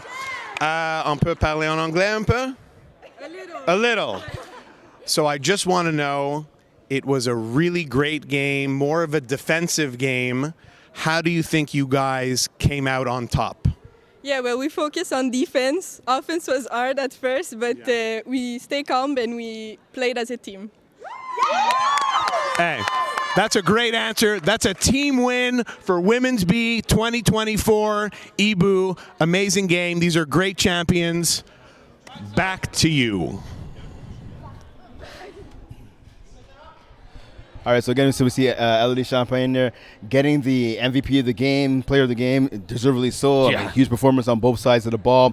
So we talked about before we shot down to Jeff, obviously about the resiliency of this offense. Emily Adam, huge in the second half for her team, making a number of key throws. One thing I think over with Hiboux, it was more of a collective victory. Yes, the defense really did the job, but everyone on the field, everyone that suited up for them today really played a part in the win. Absolutely. Whether it was Moi'L Desrosiers boxing out for a touchdown, Noémie Gidard switching from snapper to slot.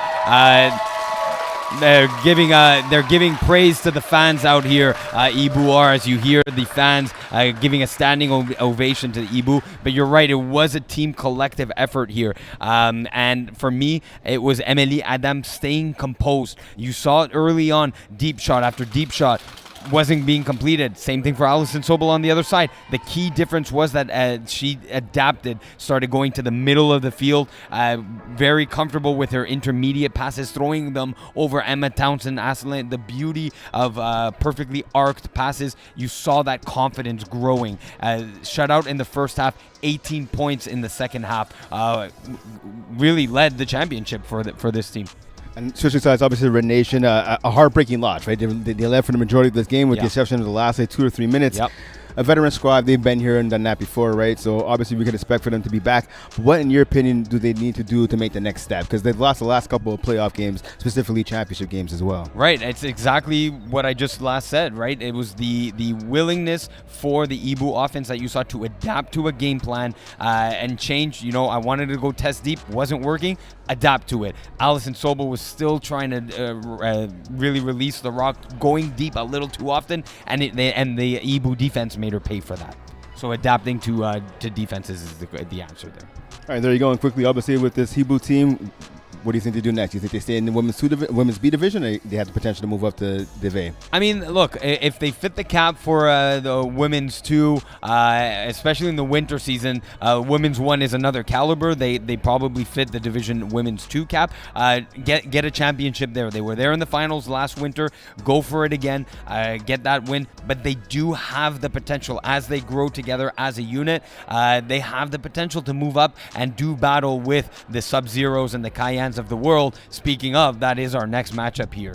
Yeah, there you go. Cayenne and Subzero for the Women's Division A Championship. So for this game here, for the Women's B Championship, he's Iggy on Brent. Congrats to Hiboux, a 19-13 victory over Red Nation. Hiboux are your Women's Division B champs. We'll see you next time.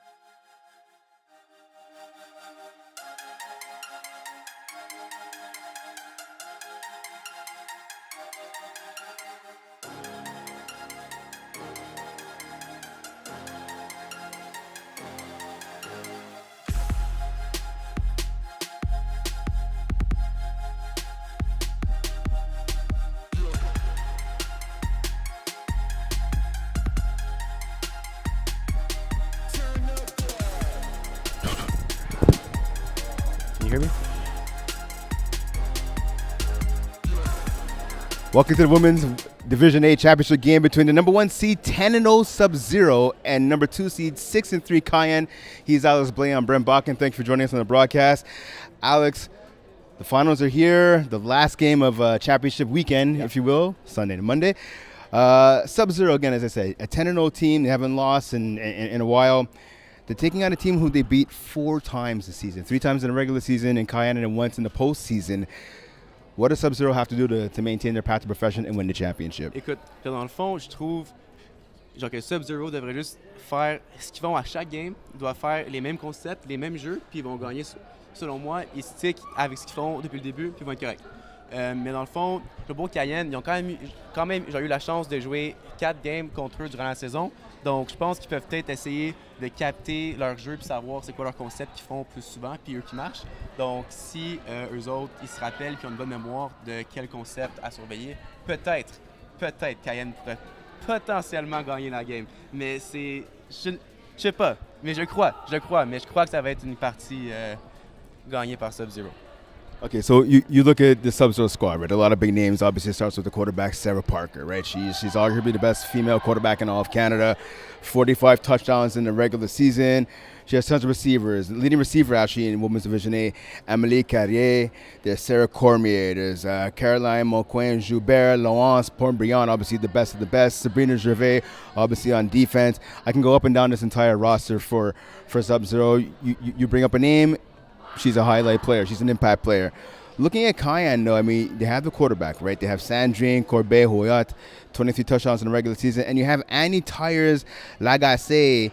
She started the playoff game, actually, for Cayenne this season. So, pardon me, last week in the semifinals to get to this point. She was pretty big in that game. The biggest receiver, the biggest player talent-wise, that receiver, though, is Julianne Fortin, 33 touchdowns, 33 receptions for 8 touchdowns this season. How big of a factor is the receiver going to be here for Cayenne?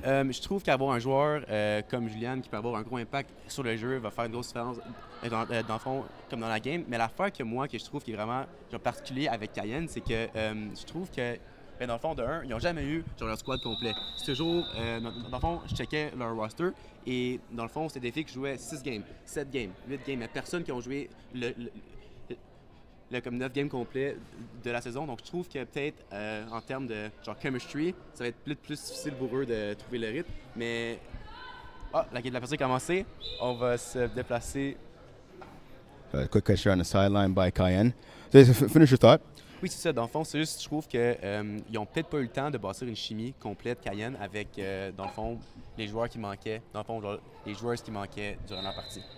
So that was 14. They were with the catch, first grab of the game there. So pickup of a belt, I want to say 6 yards. So just a reminder, obviously, in the 5-on-5 women's game, they start each possession at their own 5-yard line. The only first down is at midfield. To make a catch on the sideline, you only have to have 1 foot in bounds. We see the play. Pass batted down there by the rusher. Oui, Jessica Bossitampen, c'est un très beau jeu. Dans le fond, en parlant des 2 rushers, je trouve que le match-up de Léa Duval ainsi que Jessica Bossitampen va être très important. Nous avons 2 des meilleurs rushers que moi j'ai déjà vu jouer au flag. 2 anciennes stadins de la Cité des Jeunes, mon école secondaire. Donc, un petit shout-out à mon école secondaire. Mais oui, il y a un très, très, très beau jeu par Jessica. So we see Corbet Huat at quarterback. She's a regular starter for the team. Pass to the sideline of Fortin. Fortin dropped it. She thought about where she was going to run before catching the ball. Ouais. Tight coverage right there by number 33 and Catherine Gaumont for Subzero. Exactement. Donc, dans le fond, la joueur défensive a donné l'extérieur à la receveur. Donc, la carrière a essayé de trouver une petite pocket vers l'extérieur, mais la joueuse est venue très rapidement pour briser ça. So 3rd down now. 3rd and long for this Cayenne offense. Fortin right next to the snapper right there. We saw Hiboux do that. Oh, double quarterback here is an option. So Tyres, like I said, puts the ball back. The Corbet Huat overthrows the open receiver. She had a player wide open. Elle l'avait au premier essai, mais quand même un très, très, très beau jeu. Un beau design fait par Cayenne, mais malheureusement, l'exécution manquait un peu. Mais un très beau jeu callé par l'équipe. Yeah, the intended receiver right there was number 1, Clara Baudouin. So now, Alex, we see, so 1st down now. So again, so with the women's game is different, right? We see with the men's and 6-on-6 in general, if you turn over the ball on downs, the opposing offense gets to return the ball over. That's not how it works in a women's game. The ball gets pushed back to the 5-yard line unless you get an interception on defense. Exactement, c'est ça. Dans le fond, je pense qu'ils suivent les règles de la NFL Flag. C'est un concept que je trouve vraiment intéressant. Oh, et un très beau jeu par la joueuse défensive numéro 15. 55. Ah, 55. Laurence Caron. Très beau jeu. Elle a joué le ballon. Elle n'est pas le corps et c'est un très beau jeu. So Caron batting down that pass intended for Carrier. Number 44, again, the top receiver for the Subzero offense. Parker gets the ball on second down now. Passes it to the flat, and that ball's off the hands of the receiver. And that's number 3, Sarah Cormier. So the second leading receiver for this offense, 33 catches, 406 yards, 10 TDs in the regular season. Hasn't got a catch here in the postseason, but a rare drop by her. So Parker now looking to settle things down for her offense. 2 straight incompletions. Let's see what they do here on third down. Pass to the flat. Here, the other side of Cormier. Cormier breaks 1 tackle, gets a couple of yards. A pickup of, I want to say, 10. Oui, à 4 verges, je crois, du premier essai. C'est un très beau jeu, bravo des verges. Elle était complètement seule dans le flat, puis c'est un très beau read par Sarah Parker. J'aimerais ajouter une affaire avec Subzero très intéressant, c'est que nous avons 4 receveurs dans les 400 verges. J'ai pas vu ça depuis longtemps. So I'll tell you what, Alex. So you see the top 10 receivers in the Women's A division. It's all Subzero and Cayenne. Pass to the end zone. Ooh, almost intercepted off the hands of the defender. That's number 55 at Caron. Un petit problème de peut-être de communication, mais oui, elle était là. So a rare 3-0, basically, 4-0, I should say, actually, by Subzero right there as they went for it on fourth down. So yeah, back to the previous point about the receivers, though, right? So these two teams, out of all the players in Division A, out of the top 10 receivers, 9 of them play for either Subzero or Cayenne. There's one player from the Matrix. I'm trying to get her name here. She's the only player in the top 10 in receiving yards. Quick pass there to the flat. And that was caught, I believe. I want to say that's number 2. No, not number 2. That's when it's number 8, je crois. Numéro 8. Yes, numéro 8. Mathilde Renaud. Oui, la poule de l'équipe. Yeah. There you go. Un des flags très rapide, par exemple, par la joueur défensive pour donner 5 verges à Cayenne. Yes, you're ready to pick up a 5 right there. Maybe even 6. Second down now. Hiboux, nice pass on the in route there from the receiver. Nous avons un concept de floods, donc un out puis un in qui se crossait. Je crois que les 2 joueurs étaient tout seuls. Si on peut voir Renault qui avait un out vers l'extérieur, mais 2 joueurs tout seuls et ils prennent évidemment le premier jeu qu'ils ont eu. And when you see that route run right there, it's obviously kind of 2 routes running in opposite directions with the in by one and the out by the other. What does that do to an opposing defense? Dans le fond, souvent, il me semble que c'est comme dans la zone. Dans le fond, ça force le joueur à choisir une joueuse. Puis dans le fond, ça laisse l'autre seul. Là, la joueuse a choisi la bonne joueuse, mais c'est une très belle passe par la carrière. Hiboux gets the pass, the snap rather. She goes deep to the end zone. She had a player open, wasn't looking at the ball. And that was Tyres Lagacé. She had a step on the defender. So fourth down now. Oui, mais c'est une très, très, très belle balle par la carrière. Une excellente balle. Yeah, we see on the replay right there, the receiver had a step on the defender. Ouais. Just the pass. Oh, on va revoir le. There you go again. Yep, there you see it again. Ooh. So it looks like she didn't see the ball too late. Maybe she thought the defender was going to make a play and bat the ball down. Exactement, c'est ça. Mais non, c'est une très belle passe. C'était vraiment proche. Tu refais ce jeu-là encore, je pense que ça va connecter. So big fourth down now at midfield. Hiboux gets the snap. She has a player open. Corner route. Caught. Ooh. Touchdown! Hey. Annie Tyres Lagacé gives Cayenne a 6-0 lead. Et Brent, toi, tu aurais cru que Cayenne aurait scoré en premier? Yeah, I mean, no, I won't lie to you. I kind of thought Subzero would get the lead in this one. But hey, listen, Cayenne's a good team. Cayenne's a good team. Je trouve que là, pour l'instant, je trouve que leur offense, elle roule très, très, très bien. Ils font pas de passes risquées. Ils font des jeux, je crois, qu'ils sont confiants avec. Et dans le fond, ça remonte. Ils forcent pas de passes. Et c'est une très belle offense en ce moment qu'on voit de Cayenne. And so speaking to your point, and what they're doing as well is the quarterback is finding the holes, and as are the receivers, right, in the Subzero defense. And they have a tight defense. They have a lot of dogs, if you want, on defense, the Subzero. But Cayenne's finding the holes in that defense right now. Exactement. C'est ça, c'est très, très, très bien joué par la carrière. So here comes the conversion now. 1-point convo attempt right here. Bunch formation by Cayenne. Oh. Pass to the left, and that gets intercepted. Won't get run back for a 1-point convo, but 6-0 lead stands right here for Cayenne.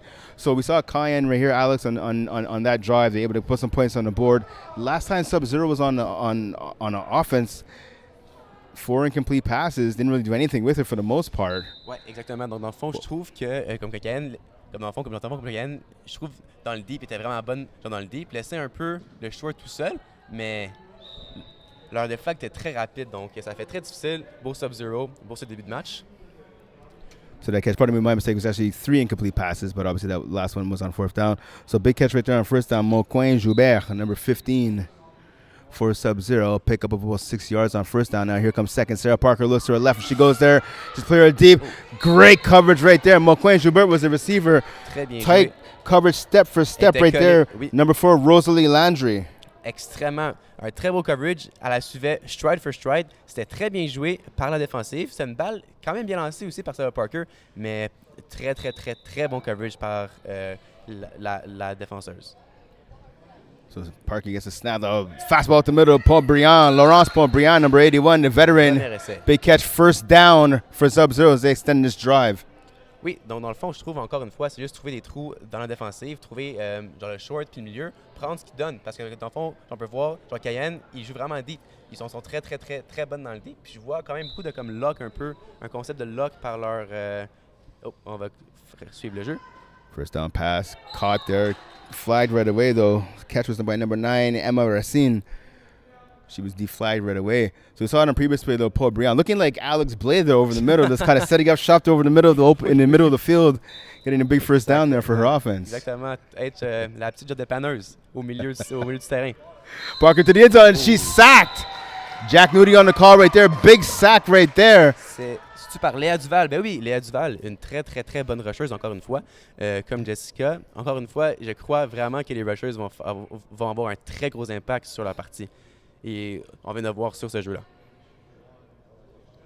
So big sack, a loss of about 6, maybe 7 yards right there for the Subzero offense. See their coaches Pat Jerome and Jacques Voigt, 2 FPF Hall of Famers on the sideline, as they are for every game for this team. Parker, fastball over the middle, caught by Racine, gets a couple of yards after the catch. Tackled, I believe, there by number 7. Yeah, by number 7 right there for in Beauchamp there for Cayenne.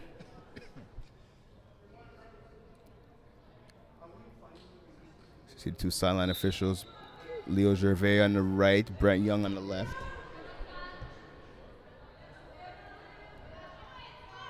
See Cormier at snap, number 3. Gives the ball to Parker. Parker looks to her left. Now goes to the right over the middle. Caught by Paul Briand.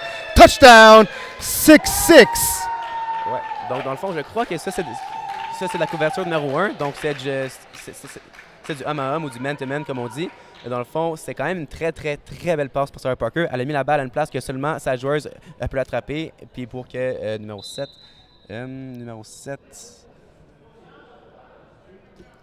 Chloé Beauchamp. Chloé Baudouin? Beauchamp. Ah, Beauchamp ne peut pas capter la balle. Donc, c'était un très, très, très belle passe par Sarah Parker. So here's conversion attempt right here. 2-point conversion attempt. Oh, that's just a little too hot to handle there for the snapper and Cormier. Elle avait le milieu tout seul, mais c'est un très, très, très beau jeu collé par Pat Jérôme. C'est juste... le jeu n'a pas fonctionné, mais c'était un très, très, très beau jeu. Encore une fois. So we see this game tied up now at 6 apiece. We saw obviously the touchdown by Paul Briand. I can tell you I've had a chance to call a number of her games over the years, and she also works as an official in this league. There's no better receiver in this league, especially from the female side, than Laurence Paul Briand. Pass to the flat there. That's caught. It's a minimal gain right there. Good tackle on the play by number 12, Sabrina Gervais. Gervais, the leader of the team on defense, number 12 for Subzero. Oui, je trouve que aussi, dans le fond, aujourd'hui, je trouve que, dans le fond, des deux côtés, je trouve que genre, les filles sont très rapides sur les comme des flags. On n'a pas vu de flag raté à date. C'est vraiment important. C'est vraiment comme, dans le fond, je trouve que ça joue pourquoi que la partie est encore seulement 6-6 après quasiment 15 minutes de jouer. Donc, oui, c'est des plaqués rapides puis efficaces par les joueuses des deux côtés. Yeah, you're absolutely right. It's definitely, you see the quicker tackle. You see the faster paced game in general, right, with the 5-on-5, especially the women's game as well. Quick pass here off the out route.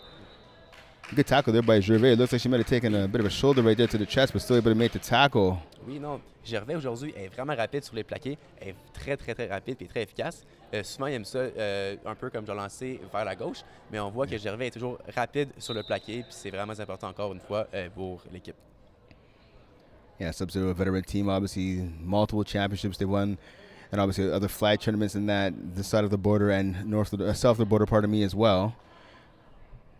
You see Corbet, he gets the snap here, looks to the wrench, there's a player open, a quick pass, nice catch! Is it in for the touchdown? Not first down, tackles at about maybe the 1, maybe 2 yard line. Catch right there by Tires Lagacé. Oui, donc je pense que Lagacé accourait un seam simple dans le milieu ou un post seam et c'était une très très très belle balle par la corps arrière. Juste en haut de la comme défenseuse, puis encore une fois un plaqué très très très rapide par la comme défense, mais un excellent jeu encore une fois par Cayenne. Yeah, you're right. Nice seam run right there by Tires Lagacé. Found herself open. Looks like the safety was a bit back, waiting maybe a post like you were talking about, but she ended up turning that into a seam. Beautiful route right there. Good job by the quarterback of seeing that. Now first and goal here. En dessous du centre, under center. Yeah, fake the reverse pass back to the opposite side of the field. Touchdown! Wow! C'était extrêmement risqué, Yeah. mais je ne crois pas que Cayenne va chialer là-dessus, mais que c'était risqué. That was risky indeed. Touchdown there by Clara Baudouin. So we see that pass, like you said, we see the fake handoff right there. The quarterback goes to the right, throws all the way across her body. That ball was almost intercepted or knocked down. Elle était à un pas de la voir, mais écoute, ils ont scoré. C'est un très, très, très beau jeu. Une balle très bien placée. Ça prend beaucoup de force de lancer la balle crossfield comme ça. Et ben, écoute, elle l'a fait. Puis chapeau à Cayenne pour avoir fait un jeu risqué, mais ça a fonctionné. Et ils ont l'avance à la partie. And I believe the defender on that play, I think it was number 31, Temera Journeau, and that's not a player you want to mess around with by throwing risky passes. But and that pass pass right there off the hands of the intended receiver right there. Forte, he was open for the 1-point conversion, but nonetheless, a lead right here for Cayenne. Oui, exactement. Encore une fois, je trouve que Cayenne sont très très bonnes à trouver les petits trous dans la comme défensive de Subzero. Dans le fond, on voit pas trop de jeux qui sont 50-50, on voit vraiment des trous ouverts des deux côtés. J'aimerais vraiment ça voir ça. Dans le fond, ça comme démontre à quel point que les deux carrières sont extrêmement intelligentes, puis sont comme vétérans, puis genre ils démontrent encore une fois sur ce jeu-là. So a quick pass there from Parker to Cormier. Pickup of about 7 yards there. 7-8. Second down now for Parker in her offense. Fake over the middle, and she gets sacked again. Good job by the rusher right there. Encore une fois, on n'a pas raté le flag, très rapide sur le flag. Donc, dans le fond, encore une fois, c'est vraiment important. Et les pins encore, ils retournent encore plus loin. Non, dans le fond, ils sont à la ligne de 7. So a loss right there of about 5 yards on the sack. Quick pass there. Good tackle. Caught there by Moi'L Joubert. Un quatrième essai vraiment important. S'ils veulent se remettre dans la game rapide, puis genre answer back à Cayenne, c'est une drive vraiment important pour rester dans la partie. Tackle on the play made by number 7 in Beauchamp. Ball near midfield, pass over the middle, and that's behind the intended receiver Moi'L Joubert. So turnover on downs. Encore une fois de la cover one et c'est très bien couvert par tous les joueurs de Cayenne. Mon chapeau encore une fois à la défense de Cayenne. Je me sens mal d'avoir prédit une victoire aussi grosse de Subzero. Je vois que Cayenne sont en feu, ils jouent extrêmement bien. So I'm going to ask you 2 questions right here, Alex. First off, the momentum right now is clearly on Cayenne's side. Oui. What do they need to do right here to get the ball into the end zone? Écoute, je trouve encore une fois qu'eux autres sont bons à trouver les trous dans la défense de Subzero. On force pas de balle, on fait juste jouer du bon flag football. Et s'ils restent sur la même partie, trouver les trous et jouer leur game, je crois pas qu'ils vont se faire arrêter dans une drive bientôt. Comme pas le seam. Pass down to the corner. Oh, just outside the reach of the receiver. She was open. She had to step on a defender, and that was number 8, Mathilde Renault. Just couldn't connect with the quarterback. Mais je crois que la joueuse numéro 2 sur le seam en slot, elle avait aussi un peu de séparation. Je l'ai vu rapide. Je sais pas si la joueuse elle est comme juste partie de sa joueuse lorsque la balle a été lancée, mais je pensais que la numéro 2... As Tires Lagacé. Oui, exactement. Elle avait un step. And so the second question I want to ask you right now, so we see frustration right now in Subzero. Listen, this is a team that's pretty much steamrolled everybody with the exception of Cayenne in the regular season. You see the frustration right now, Sarah Parker talking to her players on the sideline. What do they have to do to get back into this game? Ben écoute, Dans le fond, on voit par les statistiques que Subzero à l'attaque sont extrêmement bons. Donc, juste trouver le rythme, puis, dans le fond, essayer des nouveaux... Oh! Je disais que les flags ont été extrêmement bons. Là, on voit une fois que 2 miss flags, puis ça donne un premier jeu facile à Cayenne, après seulement un hook de 5 verges. Donc, ouais, encore une fois, importance d'être rapide sur les flags. On voit une petite erreur, rater les flags, mais très beau jeu, gagner les verges. Yeah, 4-10, good job. Again, the leading receiver for this Cayenne team showing why right there. Not only able to get the catch, but then get the yak yards to pick up the first down for her offense. Oui. So fresh set of downs here for Cayenne. 2 receivers to the left, 1 to the right. Corbett Hewitt waits to snap. Oh, now we see trips left now. Late motion, pass it a flat. Ooh, and that's going to be on the offensive player right there. That's going to be on the receiver in Baudouin, who knocked down the defender, number 12, Gervais. Ouais, dans le fond, je ne veux pas être contre la Capoeira, mais je crois qu'elle avait peut-être la joueuse plus haut, peut-être sur une balle rapide. Et dans le fond, c'était juste un jeu de panique. Elle n'a pas vu son jeu bien développé, donc c'est une passe rapide, mais c'est très, très, très difficile, comme une joueuse, dans le fond, comme l'attaque, de genre éviter une genre pénalité comme ça. Mais écoute, c'est un flag, c'est une pénalité au flag, donc c'est ça. That's an unnecessary roughness penalty. So a good play right there by Gervais. Gervais is smart. She's a defender. Ouais. And she's tough, right? She's not going to usually be knocked down by a play like that. You know, a little bit of a sell job right there. Yeah, Can't blame her. Comme on dit comme en anglais, like stand your ground, right? Si jamais tu es là, tu restes là. Puis si jamais genre recharge juste un peu, ben tu tombes. Puis c'est un flag contre toi dans le fond. Exactly. Genre la défensive a toujours un petit comme genre avantage quand ça vient à ça, tu sais. Stand your ground encore une fois. Donc ouais, elle a très bien fait ça. But that's exactly what you're saying, right? So as a defender, you're allowed to stand your ground. If the receiver runs into you, that's like you said, it's going to be a flag on them all the time. So a quick pass there to the right sideline. Numéro 2, c'est encore Legacy, yep. Yeah, looks like it's her there on the sideline. They're making the catch, getting back some of those penalty yards right there. So the ball right now is at about the 12, maybe 13-yard line for this Cayenne offense. Si on regarde le temps est cool. Donc, dans le fond, s'il score avec la fin du chrono, puis il laisse moins de temps pour Subzero de marquer, ce serait vraiment bon pour eux, puis pour ce qu'on peut voir à la fin de la partie.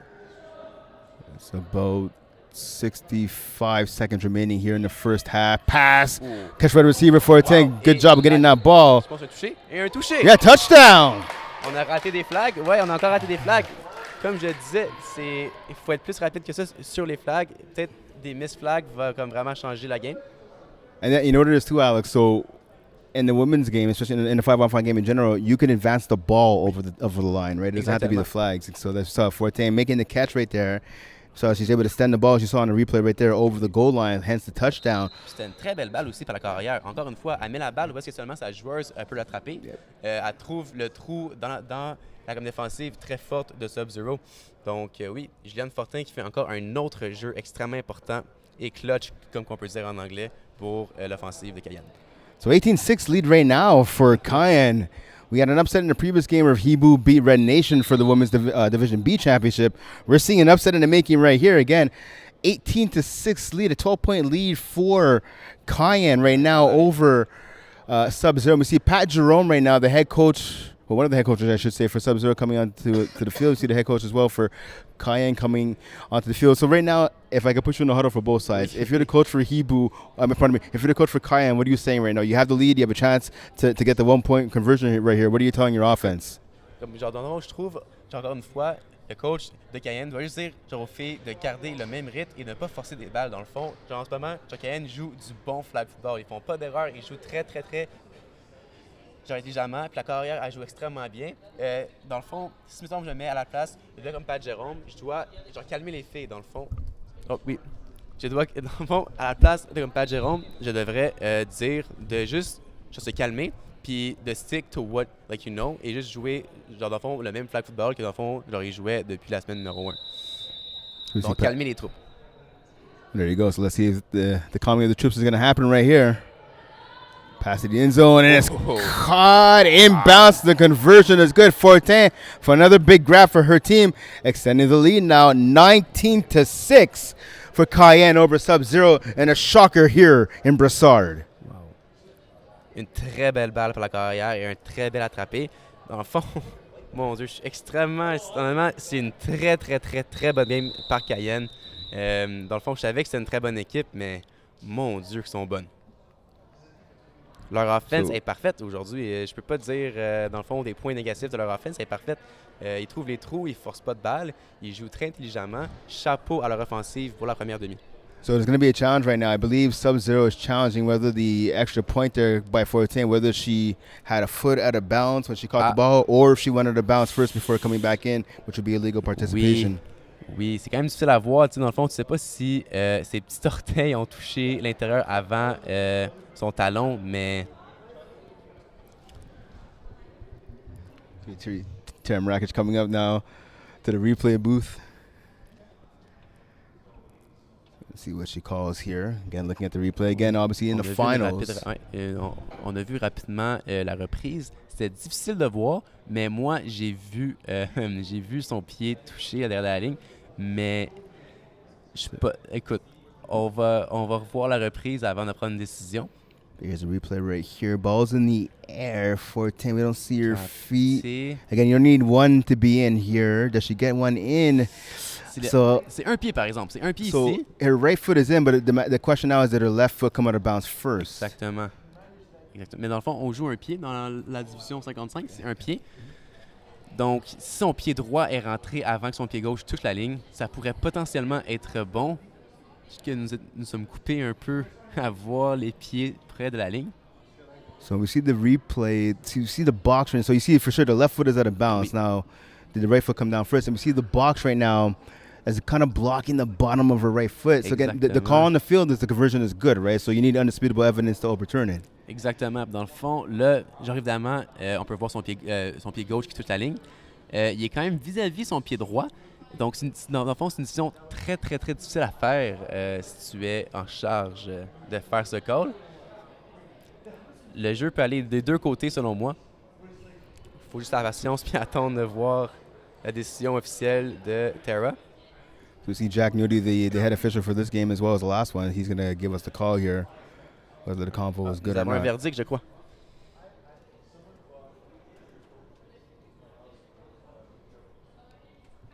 So everyone's waiting here for bated breath, waiting to see what happens. It's a big play, obviously. Oui. Dans le fond, ça forcerait Subzero d'au moins avoir une conversion. So Tara Rakic, the replay coordinator, replay official here for this for tonight's games. And so she tells Jack Nudie to call. He's going to come to center field now and relay it to both teams as well as the fans here at Imbrasard here. Oh, no good. So I also got to ask you. So instead of an 18-6 lead, instead of a 19-6 lead, it's 18-6. How do you think that plays a big difference? C'est sûr, ben oui, c'est sûr. Dans le fond, comme là, dans le fond, Subzero voit leur offensive, juste à faire deux touchés. Ils sont pas forcés à avoir de comme leur réussir leur converti. Donc, dans le fond, ça fait un petit serve relief pour l'offensive. Dans le fond, on a vu le banc de Subzero célébrer après la décision de l'arbitre. Donc, on voit encore de l'optimisme très, très positivement de l'équipe de Subzero. So, see now Subzero could regain the momentum now after that stop on the conversion. Parker gets the ball, under a minute left to play. She's going deep to the left. It's almost intercepted. That pass looks like it was going to fall into the hands of Tamara Boulanger, number 21. The ball just falls through her hands. Luckily for Subzero, that ball intended for number 9, Emma Racine, who was locked down in coverage right there. Exactement. Encore une fois, il a encore essayé sur Racine, mais la couverture extrêmement bonne par la défensive. So second and long now for the Subzero offense. Oh, and Parker drops the snap. C'est un beau snap, mais une erreur de la carrière très, très, très bonne et la vétéran. Yeah, and that's the case, I think, right there. Alex of Parker just looking at her receivers, taking her eye off the ball as the snap was coming in. Ouais. It's the fundamentals right there. You gotta make sure your mechanics are all set and ready to go. Ouais. Third and long now for Subzero. And they've been dominated so far in this first half. It's a rare thing to see. Pass over the middle, Carrière there with the catch. She's flagged right away. Rapide, encore une fois. Yep. Encore une fois, c'est dans le fond, on voit Cayenne sont très rapides sur les plaqués. Subzero, jusqu'à leur dernière drive, était extrêmement bonne aussi sur les plaqués. Ça va jouer un rôle très important à la partie, encore une fois.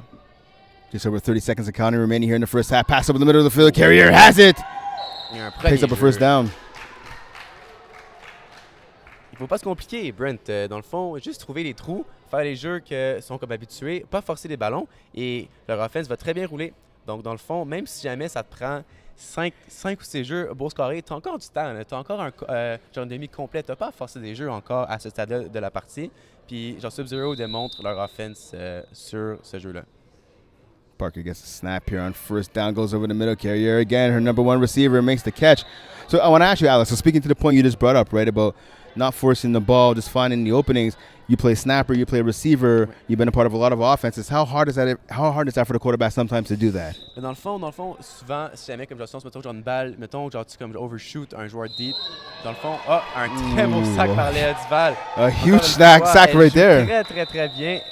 Mais dans le fond, c'est ça. Donc, dans le fond, souvent, lorsque dans le fond, j'ai un carrière, comme moi, dans le fond, lorsque dans le fond, je suis comme carrière, puis je lance une balle, puis je rate un joueur deep, je suis vraiment frustré. Puis dans le fond, je veux, comme dans le fond, genre avoir le comme gros jeu que j'ai raté. Mais il faut vraiment se comme centrer, puis se calmer, puis savoir, dans le fond, comme je te disais, que, OK, je sais dans le fond que je fais des comme petits jeux, puis des jeux genre intelligents, l'offense va quand même rouler. J'ai pas à tout avoir les verges que dans le fond, j'ai manqué sur un jeu. Puis dans le fond, nous sommes seulement encore dans le fond, la première demi. Là. Ils ont en masse de temps pour se rattraper. Donc, tu n'as pas à forcer des balles. Juste joue simplement, puis joue à l'offense que tu es habitué, puis tu as gagné durant la saison régulière. So, we see again, you talked about that big sack, right, by number 17, Leah Duval. That sack is huge because we saw the ball being thrown to Moi'L Joubert. That was a touchdown for Subzero. So now you go from being down by 6 points, 18 to 12, and now again being down by 12, 18 to 6. 6.4 seconds left on the clock. We saw a timeout being called right there. I believe that was Subzero who made the timeout call right here.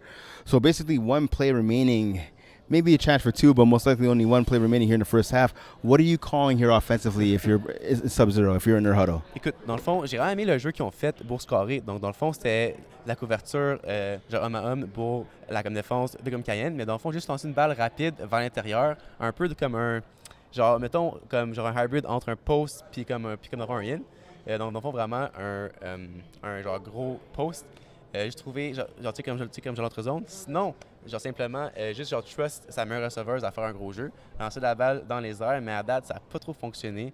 Donc, je trouve c'est ça. Dans le fond, juste recréer le jeu qu'ils ont scoré avec, juste une balle rapide par Sarah Parker, juste trouver la petite fenêtre. Puis je sais que Parker elle peut trouver une fenêtre quand même facilement. So you know what? So I'm correct, and I believe they put 2 more seconds on the clock. So it went from 6.4 to 8.4. Okay. So Alex, this is big right now. They're going to have a chance definitely for two plays here. Oui. Donc, dans le fond, c'est pas comme les games normales de comme 6 contre 6 que 2 contre 2, ça va pas changer grand-chose. Mais là, dans le fond, genre le temps est arrêté dans les dernières minutes. Donc, c'est extrêmement genre crucial. Et oui, donc dans le fond, très bien vu par l'arbitre pour donner le jeu mérité de Subzero. So don't forget, obviously, again, like you were talking about, Alex, with the 5-on-5 here for you guys at home, the clock does stop if the ball goes out of bounds, right? So you can throw a quick out right here to get it a little closer to the end zone. If you want to get it, let's say, down to the 5-yard line, as long as the player gets out of bounds, that'll stop the clock. Or obviously, a drop pass will stop the clock as well here. Exactement, c'est ça. Dans le fond, comme évidemment, c'est comme un offense très différent. Dans le fond, comme genre un two-minute offense très différent que tu verrais à du 6 contre 6. So Parker gets the snap now. She looks over the middle, not to the left. She goes to the left, to the end zone. Oh, just off the hand. Cormier with a drop right there. She couldn't squeeze it. Hey, par exemple, c'était une excellente balle par Parker. Elle a mis justement où est-ce que seulement sa joueuse a pu attraper. D'une demi-verge de manquer. C'était une très belle balle, par exemple, par Parker. Wow. Yeah, you're right. With that pass right there, you're absolutely right, Alex. She got it between two defenders. It was a good route by the receiver. Again, just couldn't squeeze it. 3.9 seconds on the clock. So one last play here for Subzero. Can they punch it in? Let's find out. Parker gets a snap. She goes to the left again. Touchdown! Wow, ça c'était clutch, comme on dit. Extrêmement clutch. Il avait besoin de ça, Subzero, puis Sarah Parker et sa receveuse Emma Racine ont été extrêmement clutch là-dessus. So Emma Racine running the route right there, basically putting on the brakes right in front of the front pylon on the left-hand side. Oui, elle garde ses pieds. Ses pieds. Et un très beau jeu par l'offense. Trouver un trou et a trouvé la petite fenêtre, puis ça a fonctionné pour l'offense de Subzero. 2-point convo here, attempt for Subzero. Pass, and that goes at a bounce intended for Moi'L and Joubert. So that's how we're going to end the first half, Alex, at 18-12 lead for Cayenne over Subzero. So big play, big end. A weak start for Subzero, but a strong finish for them. They're able to shrink this lead, now down by 6 points by a score of 18-12. Alex, for you, what were the keys for the first half for Cayenne again? This is the upset right here, right now. Dans le fond, encore une fois, ça fait plusieurs fois que je le dis, je trouve que dans le fond, le Cayenne, il joue un jeu extrêmement intelligent. Il trouve des trous, il force pas de balles. Il joue un jeu que sont comme familiers, dans le fond, sont comme familiers. Puis encore une fois, il force pas de balles. Dans le fond, c'est ça dans le fond, genre, il faut que tu fasses contre une défensive aussi, genre expérimenté que dans le fond, genre Subzero. Donc ouais, dans le fond, genre chapeau pour leur patience et pour ouais. Okay, so and switching sides to Subzero again, as I talked about, they got off to a rare shaky first half. Again, this has been the best team in the women's league for all of FPF for multiple years. It's not just 1 or 2 seasons. It's been pretty much the last 5-6 years and counting. They started off a little shaky right now on offense, but they were able to find their groove in the last play there. Pardon me, the end of the first half, we saw Racine get the touchdown there. What do they have to do now in the second half to keep up this momentum? Ben écoute, dans le fond, je trouve que les joueurs qui jouent à la défensive de Cayenne jouent très, genre du close coverage, jouent très bon. Donc, dans le fond, c'est quand même dur comme le Sarah Parker de trouver la joueuse seule. Dans le fond, on a vu, je pense, c'est 3 sacs par les Duval à la première demi. Donc, dans le fond, ça prouve à comme quel point que, dans le fond, les joueurs ne trouvent pas de comme, genre, séparation et de trous dans la comme défensive. Mais dans le fond, si Parker elle lance la balle parfaitement, comme qu'on a vu sur le corner et sur le toucher dans le coin du end zone, on peut peut-être potentiellement voir des gros jeux se faire, mais encore une fois, il faut que Parker lance la balle parfaitement parce que les joueurs de Cayenne à la défensive jouent extrêmement bien. Ils sont extrêmement rapides sur le ballon. Okay, so I want to ask you, so you look at the Subzero team, right? How much of a rust is a factor? So we look at this team. Tonight is their first game in nearly a month, right? We go back. So they were supposed to face Cayenne in the quarterfinals, so the first round of the playoffs. Cayenne smartly forfeited that game, as we talked about before we went to air, right? Cayenne then got the victory over Matrix in the semifinals to punch their ticket here to championship Monday night. But again, for Subzero, so they didn't play in the semifinals. Their last game was July 15th against UQTR, right? And they beat down UQTR by a score of 36-2. Their game before that was July 8th, again against UQTR. They beat them 45-6. Their last real test was against Matrix back on June 23rd. So that's a long time between games. So how much of rust you think is playing a factor here tonight? Beau comme tu sais qu'on a une équipe qui sont moins comme genre familiers ensemble, ça, oui dans le fond ça fait un impact, mais dans le fond comme le Subzero, dans le fond comme c'est une équipe qui joue ensemble depuis vraiment longtemps, ils font plein de tournois ensemble, donc je trouve que malgré le manque de comme partie genre FPF, ils ont quand même une très bonne chimie entre elles. Mais oui, dans le fond, c'est sûr que genre la rouille de comme FPF, c'est sûr d'avant ça peut avoir un petit facteur, mais je trouve que dans le fond, dans une équipe comme comme le Subzero, ils sont très comme une très bonne chimie. Ça a moins genre un impact, je trouve. Mais oui. Okay, now I ask you finally for the Subzero defense, right? Cayenne today, or tonight I should say, is only the second team this season to score more than 2 touchdowns against Subzero the whole season. So I know you talked about picking your spots and being patient, but do you expect maybe the Cayenne offense to take a couple more deep shots? Because they've been kind of successful hitting the intermediates, but how often do you expect them to go deep here in the second half? Écoute, moi dans le fond, je suis un joueur très comme genre conservateur. J'ai peur de prendre des shots, tu sais. Dans le fond, c'est sûr que dans le fond, c'est comme plus risqué. Puis moi, dans le fond, à leur place, je jouerais la même game que dans le fond, comme tu sais, comment tu joues. Ils ont scoré, je crois, à leurs 2 dernières drives ou leurs 3 dernières drives. Ils scorent quand même beaucoup. Puis leur offense, ça roule beaucoup. Il n'y a pas trop d'erreurs dans leur offense. Donc moi, je continuerai à jouer leur jeu. Je serais un peu surpris de voir genre un changement de jeu. Mais écoute, au début, je pensais que ça allait être une grosse victoire par Subzero, puis ils m'ont complètement prouvé le comme contraire. Donc, écoute, je ne sais pas. On va voir. Okay, I don't want to put you on the spot, but I'll ask you finally before we get ready to start the second half of action. Do you think we see the upset here, or do you think Subzero comes back and gets the W? Écoute, mes prédictions sont pas trop bonnes aujourd'hui, mais écoute, je crois que on va voir. Écoute, je veux rien dire parce que j'étais pas bon au début dans ma première prédiction. C'est vraiment, dans le fond, comment que la défensive de Subzero vont s'ajuster parce que dans le fond, techniquement, si on va score for score, Ils ont quand même, dans le fond, comme Cayenne, ont quand même genre l'avantage avec le 6 touchés, ben, dans le comme 6 points de plus que Subzero. So, ladies and gentlemen, Alice Blay, who's studying to be a teacher, just gave a long lesson and sitting on the fence right there. Oh, mon Dieu! Big catch right there for the first down and then some by number 9, Emma Racine, for Subzero to start the second half. Encore une fois, une très belle balle par Parker entre les deux défensifs. Oh mon Dieu, une très belle balle et très bon focus par aussi la comme receveuse, mais wow, écoute. Wow! So Parker ended the first drive with a big play, and she starts the second. Ends the first half with a big play. She starts the second half with a big one as well. Parker gets the ball, 2 receivers to her right, and she goes back to Racine. Tackled right away on the play there by number 7 in Beauchamp. Ouais, donc dans le fond, encore une fois, ils m'ont vraiment surprise avec leur gros jeu au premier jeu. Puis ils ont été aussi surprise un peu la défensive de Cayenne avec ce gros jeu-là, mais encore une fois, une très belle balle par Sarah Parker. Wow! Some easy marching right here by Subzero. Looks like the break did them some good. Parker gets a snap. She looks to her left. She goes there to the flat, caught by the snapper. Cormier tackled at about the 1, maybe 2 yard line right there. Ouais. Encore une fois, c'est le Oh, they're calling it a touchdown. Ouais, elle a sûrement, oui, elle a mis la balle. Dans le fond, encore une fois, c'est le spot de la balle et non, dans le fond, le comme drapeau qui se fait tackle. Donc, Oh, you know what? Actually, I think that's a good call. oui. Yeah, so the flag, she does get deflagged, but not before the ball passes the pylon. Ouais. Très beau, genre heads up play de la joueuse de mettre le ballon l'autre bord de la ligne.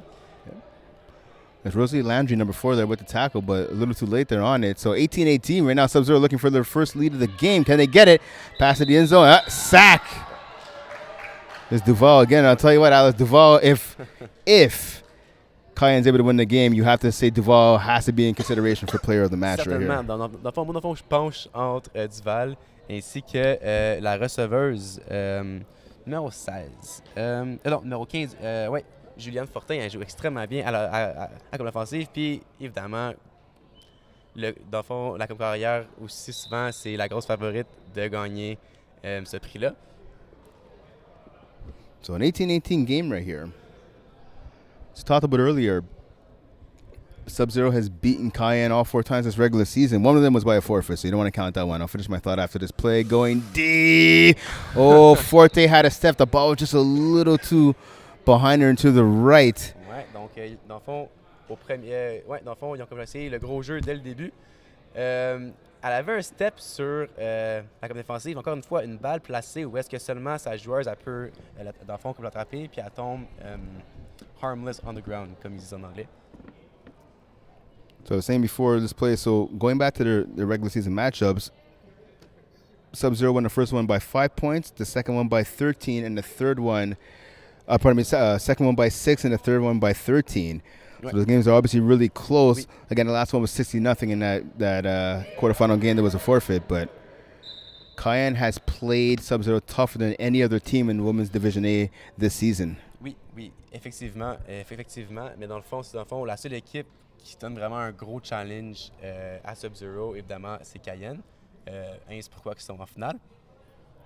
Mais dans le fond, je disais ça au pre-game. Je trouve que, dans le fond, souvent, Cayenne n'avait pas toutes leurs joueuses présentes à chaque partie. Donc, c'est difficile vraiment, dans le fond, comme properly juger une équipe avec pas toutes leurs joueuses présentes à comme toutes les parties. Just had a catch on the previous play by Renault. Here's a pass to the flat, taking it up the sideline is number 1 there in Baudouin. But speaking to your point, Alex, so yeah, so obviously a lot of the players, they all come out for Subzero. Listen, this is a team that can field a whole team. Look at the players on the sideline right now. Like you look at some of those players, you can have a whole new team right there. Exactement. Donc dans le fond, nous avons 6 joueuses sur le banc, donc une rotation. Yeah, you have players like Paul Briand's on the sideline. You have Racine, obviously, who's leading the team right now on offense. Carrier as well. Pass to the sideline. Oh, and Forte was open. Nice catch there by Pat Jerome on the sideline, but unfortunately, he's the coach for Subzero. Il démontre pourquoi il y a une vingtaine de All-Stars. Yeah, exactly. Oui, mais non, dans le fond, un très bon read. Mais c'est juste la balle n'était pas placée à la bonne place. Puis là, c'est un turnover on downs, mais un très, très, très bon read et un très bon jeu collé par Cayenne, mais malheureusement capté par Pat Jérôme et non la receveuse de Juliane Fortin. And you're right, the play call was good. You're exactly right, because Journo kind of froze, so they ran an out route right towards it. The receiver ran right past her, but again, that pass is off target. 14 would have been in for the touchdown. Parker and her offense take over at their own 5-yard line. Pass up the sideline, off the hands of Racine. Oui, oh mon Dieu. Speaking of touchdowns. Oui, mon Dieu, ça aurait pu être un toucher extrêmement rapide, ça. Oh mon Dieu, elle le rate d'une verge à l'extérieur. Dans le fond, genre un catch très difficile à faire. So it's going to be 3rd and long now. So pretty much 2nd and long, I should say, for the Subzero offense. Pass it flats right there, taking it upfield. Was the snapper once again. Called her name a lot today, and Sarah Cormier, number 3 for Subzero. Oui, dans le fond, c'est comme genre dépanneuse. Dans le fond, comme genre tu lances t'es comme petit jeu à comme 3-4 verges, puis elle se pogne un bon 6-7. Puis ça donne dans le fond, une belle meilleure chance pour avoir le comme premier jeu. Catch there by Moi'L Juber. She stands the ball. Does she get the first down? No, I believe she doesn't. 4e essai. Yeah, 4th and about half a yard. So again, in the 5-on-5 game, you could take the snaps from right behind center like you do in regular football. So you have to wonder here maybe if they may do a little, can't do the Philly special. No. You can maybe do a little quick handoff. Pas de course, dans le fond, genre pas de course de la carrière non plus. Pass by Parker on the sideline. Nice catch by Racine. Très bonne main forte, ça. C'est une très, très, très bonne réception. Elle n'a pas stressé, elle a sorti ses mains, elle l'a attrapé et un très beau jeu. Yeah, big catch right there, picking up the first down. Oui. Yep. And you talked about, the concentration right there on making that catch. It wasn't the easiest ball to catch either. The defender was swooping in, number 31 there, Virginia Hiboux Menard, had a chance to make a play. She saved the touchdown, though, with that tackle. Exactement, oui. First down now, over the middle. And off the hands of Cormier. Rare drop by her. Exactement, oui. J'allais dire ça. Elle était très, très, très reliable aujourd'hui. Un rare drop par Cormier. Mais dans le fond, tu voyais, dans le fond, comme dans le milieu, tout seul dans la comme défensive de Cayenne. Donc, genre une défensive moins genre collante, comme on peut dire. Pass by Parker over the middle. Caught by Racine. Touchdown. Subzero, their first lead of the game. Huge catch right there by Racine falling down to the turf. Oui. Dans le fond, Duval était une micro de seconde avant le sac. Elle avait le flag, mais Parker l'a sorti une microseconde avant le sac. Un très, très, très beau jeu par l'offensive de Subzero. I was going to say, so before the snap, I noticed, despite the intensity of this play, we saw a little dance routine going on the sideline by Subzero. Je l'ai raté. Oh mon Dieu, j'ai raté la danse. Yeah, so there was that right now, and then I saw towards the end of the first half, Cayenne was doing a little dance routine of their own as well. OK. Peut-être c'est un petit genre in your face. Pass, 2-point conversion. Nice catch by Cormier. It's in. Wow. Elle se reprend pour l'échapper au milieu. Hein? Ça, c'est un très, très, très bel attrapé par Cormier. Puis important aussi, très important, c'était pour 2 points celui-là. Là. To 26-18 lead now. Une avance de 8 points. Écoute, c'est une très, très, très bonne game. Là. Écoute. So now, I got to ask you, Alex, if you're Cayenne right now, you had almost all the momentum. You give up that touchdown to Racine to open the second half. You get the ball back to them. Racine scores again. You give up the 2-point convo. Now you're down by 8. Ça a changé tellement rapide. Mais moi, dans le fond, je continue à faire ce que, dans le fond, je faisais avant. Dans le fond, almost picked up. Oh, she made the catch. Wow. Hey, une balancée extrêmement rapide, un laser, mais c'est capté. Yeah, Baudouin for a huge catch right there. We saw Jordan. Jordan doesn't make any mistakes when she's around the ball usually. She read that route. She drove on the ball. Just not able to come up with the PD. Un pas de faire un pas de faire une passe défendue, mais. Pardon me, that wasn't Baudouin. That was actually Tires Lagacé. My apologies. But a big catch right there on the sideline. Wow. Important. Showing some great hands and concentration. Exactement. Oui. Corby Hewitt gets a snap now. Number 10, she looks to her left. She has a player open in the flat. As caught for falling out of bounds. Je trouve que leur offensive, c'est un peu shifté. Dans le fond, au début, on voyait vraiment, que Cayenne attaquait plus genre le milieu. Mais dans le fond, on voit vraiment que ça a shifté vers genre l'extérieur. Puis ça semble encore marcher pour eux. Changer leur plan de match. Ils sont sûrement ajustés genre Subzero à leur milieu du terrain. Donc là, on voit un très bel ajustement par l'offensive de Cayenne. So that catch was actually made by Baudouin, so a good catch by her. Oui. So it appears, I believe, it's third down right here. I don't think they can pick up the first yet. They're about a yard away. I'm going deep, and that's a bad pass right there. Oh, and lucky right there for Cayenne. Oh oui. Oh mon Dieu, c'était vraiment proche. J'étais sûr que c'était l'interception, cela. Sabrina Gervais right there. She rarely drops the ball. Dans le fond, je crois que c'est la carrière qui a peut-être échappé la balle de sa main. Je pense pas que that was thrown cleanly off of her hand. Je crois que ça a été un peu lancé en papillon un peu. Je crois que c'était comme juste la balle a été glissée de sa main. So the way Cayenne lives to fight another down right here. So there's a big play right here. Again, all the momentum right now has swung back in Subzero's favor in their direction. Just outside of 9 minutes remaining in this contest. Bunch formation right here by the Cayenne offense. Let's see if they can pick up the first down. Quick pass, and they get it. Oh, une bonne pénalité, par exemple. Oh, might be rusher interference. Oui. Jessica Boston-Penn est lente à se relever. Elle semble avoir mal. Wait, Hampton looks like she's hurt, too. She was grabbing her knee right away, and she's making her way off the field. C'est une grosse perte pour Subzero. Selon moi, une des meilleures rushers de FPF. Non seulement dans la division féminine, mais dans toute la ligue. Et donc, c'est une grosse perte. Je crois qu'elle a le record pour le plus de sacs en une partie. Dommage voir ça. On va attendre la pénalité. Mais je crois bien... Ah, on va revoir la reprise. Oui, c'est interférence sur le rusher. C'est dur dans le fond, tu fais comme notre formation de bunch. C'est dur d'éviter, évidemment, comme rusher. Tu sais, nous avons 3 joueurs qui font un tracé. Donc, c'est le petit défi à bunch formation. So because the Cayenne receiver ended up catching the ball for the first down, it's going to be a redo of 4th down now for Cayenne, but they're going to be back 5 yards. Oui. But to talk about what you were saying before with the bunch formation, so we saw in the last game that I was doing with Hiboux in the Women's Division B Championship with Hiboux and Red Nation. Hiboux ran a lot of plays out of the bunch formation, and it gave the Red Nation defense, again, they were the top defense in Division B, in the Women's Division, and they had trouble battling that all game long. So we see right now Subzero not struggling as much, but still struggling a little bit to deal with the bunch formation. On voit les potentiels challenges de faire du bunch. Tu sais, on voit... c'est ça, les erreurs potentielles qui peuvent arriver, puis on l'a vu. Puis c'était vraiment pas vraiment le bon temps d'avoir comme pénalité, mais on voit Jessica Boston-Penn qui court sur le sideline, donc elle a l'air à sembler mieux, en espérant qu'il ne soit pas trop sérieux, puis qu'on va le revoir très bientôt dans la partie.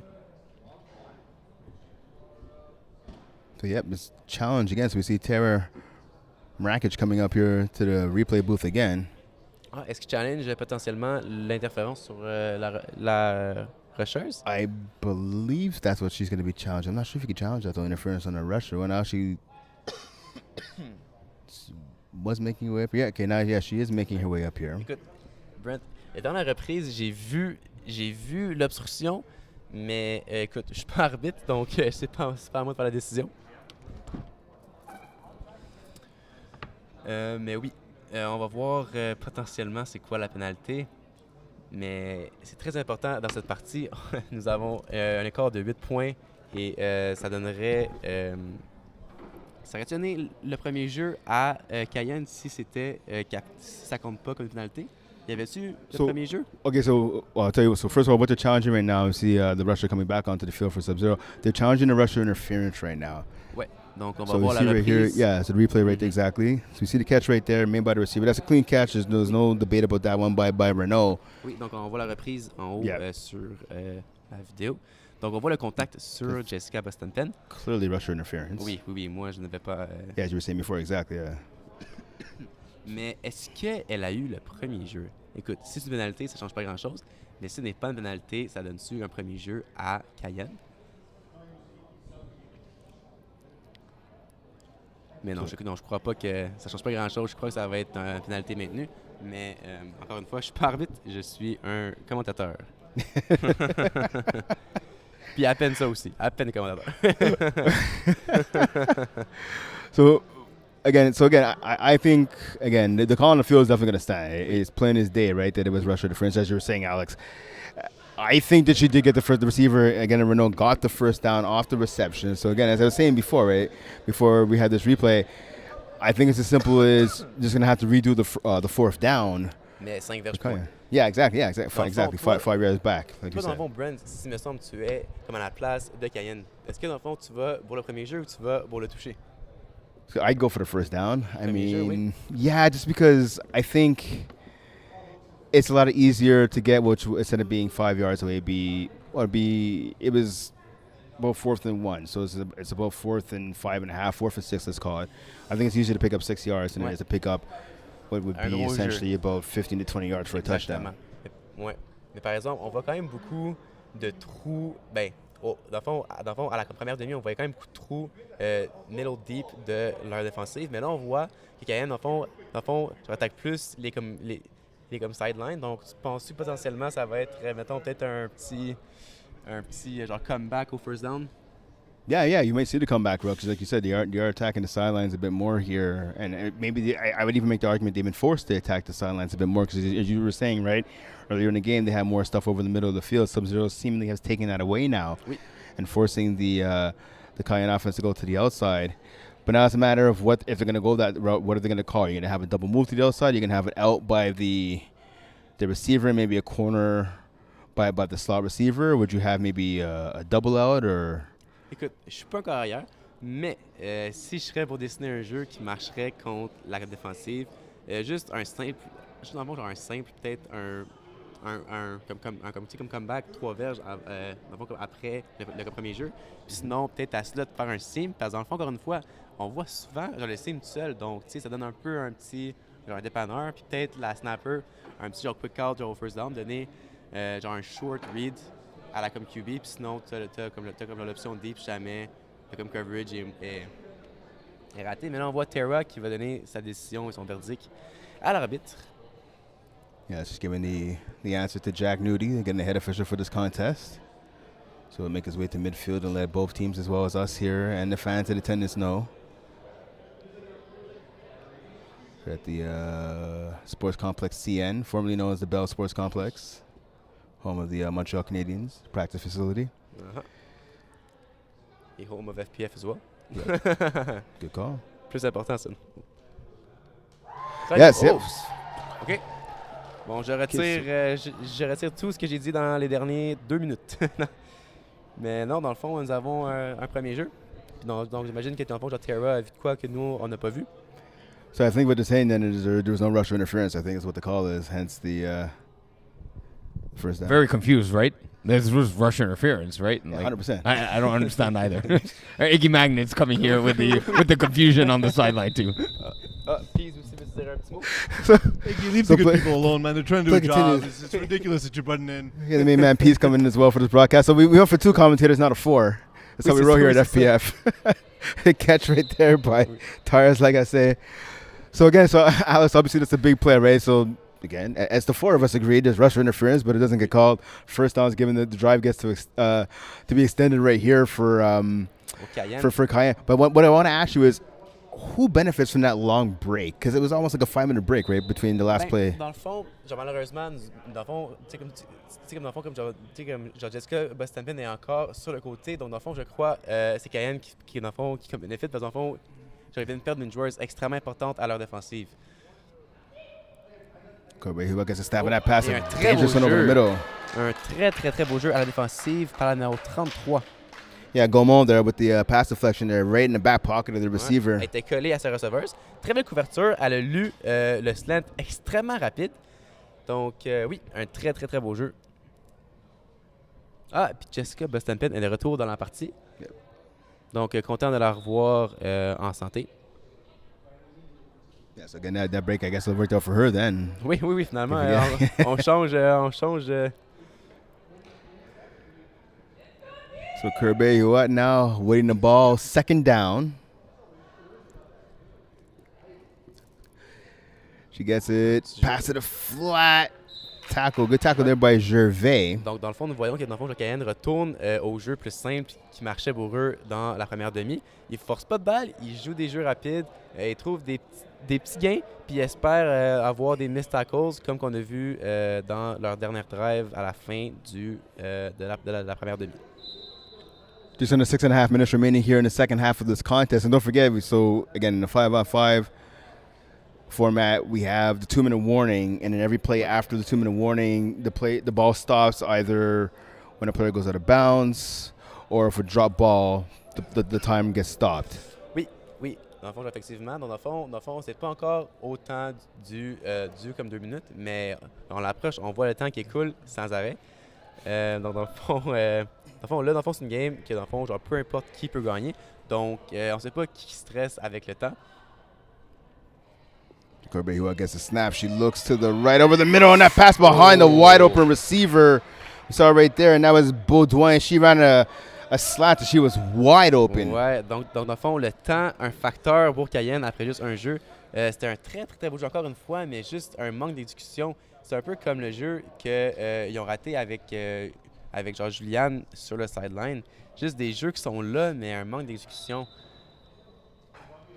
And if you think that maybe Corbeil who rush that throw, don't forget there's a 7-second clock that the quarterback has to get rid of the ball. Oui. Donc même dans le fond, Cormier, she's able to break it down. Le flag est par terre. Yeah, good tackle right there. Tackle made by Boulanger, number 21. Yeah, so Cormier, she got excited as well. That some of the Subzero fans here in attendance. Oui. Thought she broke that tackle, was running down the sideline for a big gain. Mais c'est bien que dans le fond, l'arbitre n'a comme pas sifflé parce que dans le fond, on sait jamais si genre le flag c'est à la joueuse qui fait le plaqué ou la joueuse qui se fait plaquer. Donc bien fait par l'arbitre. Park over the middle. Caught by Moi'L, tackled right away. Ouais, donc là dans le fond on voit une différente offensive je trouve de Subzero. Il joue vraiment très très très safely. Il force pas des jeux, puis dans le fond il écoule le temps pour peut-être potentiellement pas donner une chance à Cayenne de revenir dans la partie. Yeah, you're right. Right in the clock right here is the best thing to do for Subzero. Slowly march down the field and bring off a big catch right there. She gets tackled by Hiboux Menard. Oui, donc dans le fond, Brent, pour revenir à la longue pénalité, finalement, c'est bien que, dans le fond, que Subzero ont, dans le fond, perdu leur pénalité parce que ça a laissé du temps de comme s'écouler. Puis dans le fond, eux autres, ils ont comme l'avantage avec le temps. Donc, au bout de la ligne, ça a avantagé Subzero avec le non-call. Parker gets a snap now. She looks to her left, goes over the middle, players wide open, touchdown! Moi'L with the TD, extending the lead now for her team. Elle a trouvé le trou dans la comme défensive. Elle a joué un jeu intelligent. Elle n'a pas forcé de balle. Et un très beau jeu, une très belle connexion par les deux joueuses. So Moi'L now extending the lead 32-18. Now Subzero going for the 2-point conversion to make it a 34-18 lead, just outside of 3 minutes remaining in this contest. Parker gets a snap, looks to her right, now back to the middle, and she gets sacked. Oui, c'est sac. Duval again with the sack. Of course, unfortunately for her, sacks don't count on the extra point plays, or she'd have, I think, about 5 on the game so far. Oui. Mais écoute, elle fait son impact se faire sentir. C'est encore un très, très, très beau jeu rapide par Duval. Elle ne rate pas de flag. Donc, chapeau pour ça. Moi, dans mon temps que j'étais rusher, je ratais beaucoup de flags. Et c'est pour ça, dans le fond, que je ne suis plus rusher en division A parce que j'ai raté trop de flags. Donc, et voilà. So inside of 3 minutes now remaining, 2:40 and counting. Right now, Cayenne, if they're going to stage this comeback, they have to start it right now. Let's see if they can do exactly that. Trips formation to the right for the Cayenne offense. Gilbert gets a snap. Real quickly cut by Fortin. Tries to squeeze by On attaque le côté encore. Ouais, encore. Il attaque le côté. Là, Brent, il reste 20 secondes avant les 2 minutes. Ah ben là, non, 8 secondes avant les 2 minutes. 2 minutes bientôt. Donc, dans le fond, est-ce que, dans le fond, j'essaye les gros jeux? Well, right now, so that's your question. So Cayenne needs the big play, right? Obviously, right? They're down by a couple of scores. Subzero, they know they know their opponent's going to have to get that big play right here. So if you're Subzero, you're just sitting back waiting for it. You don't mind giving up the 5-6 yard hooks and the out routes. You don't want to give up anything too big. You see a big play right there. Cut, just off the fingertips of the receiver. Was wide open. Tires Lagacé. Un très, très, très bon read. Encore une fois, dans le fond, juste, genre, dans le fond, comme genre plusieurs jeux ici à la comme genre seconde demi, qu'on voit des jeux juste à une verge de ne pas fonctionner. Mais encore un très, très, très bon jeu callé par Cayenne, mais juste Une verge off, 2 verges off, encore une fois. Again, that's a beautiful play, like you said, right? I mean, it was a great play call too, right? We just talked about they can't give up the big play, and that's exactly what Subzero did right there. But luckily for them, the pass was just about a yard ahead of the receiver. The ball just missing here, outstretched fingertips. Ouais.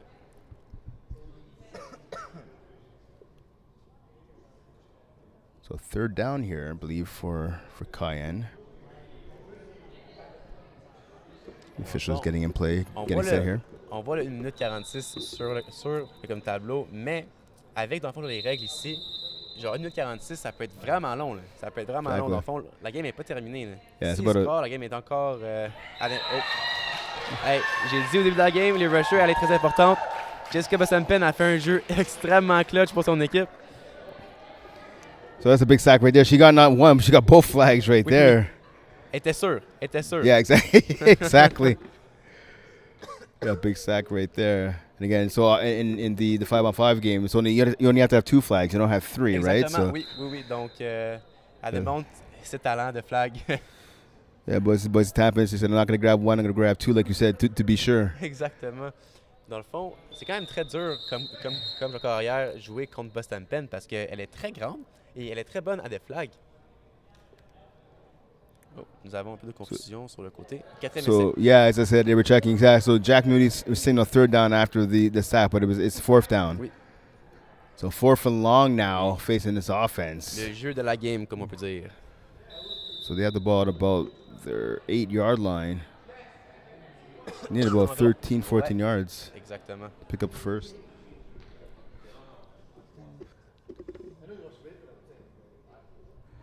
So as you talked about, play the game right here. Corbeil-Huot gets a snap, double quarterback, being employed again.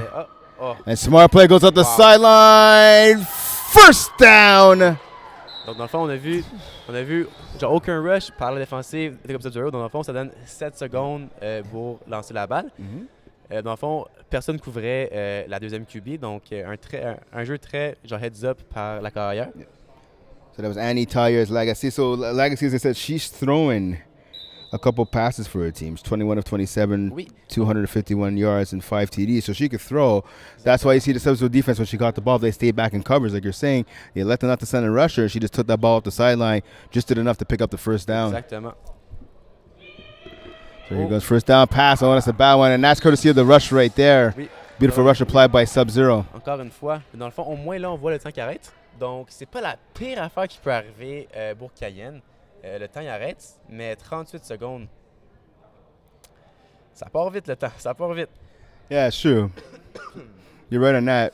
But let me ask you this. So right here, obviously, if you're Cayenne, you're going to have to get a touchdown here. Oui. And then you have to imagine they're going to go for the outside pass, right? Oui, they're going to have to. Exactement. Donc, c'est ça, dans le fond. Mais, dans le fond, on a vu on a vu la distance similaire tantôt. On va voir le jeu. Quick pass up the sideline here. Il y a un beau plaqué par la joueuse de Subzero, rapidement sur le plaqué. Yeah, it was a good tackle right there, you're right. Ça semble être un plaqué à l'intérieur du terrain, donc le temps semble encore écoulé sur le tableau du centre CN. That's right, yep. So yeah, you're right, great tackle, smart tackle, as you said right there, by Gaumont en 4th down. Extrêmement important comme jeu. Corbeil-Huot gets a snap, goes to the flats once again, not getting out of bounds though.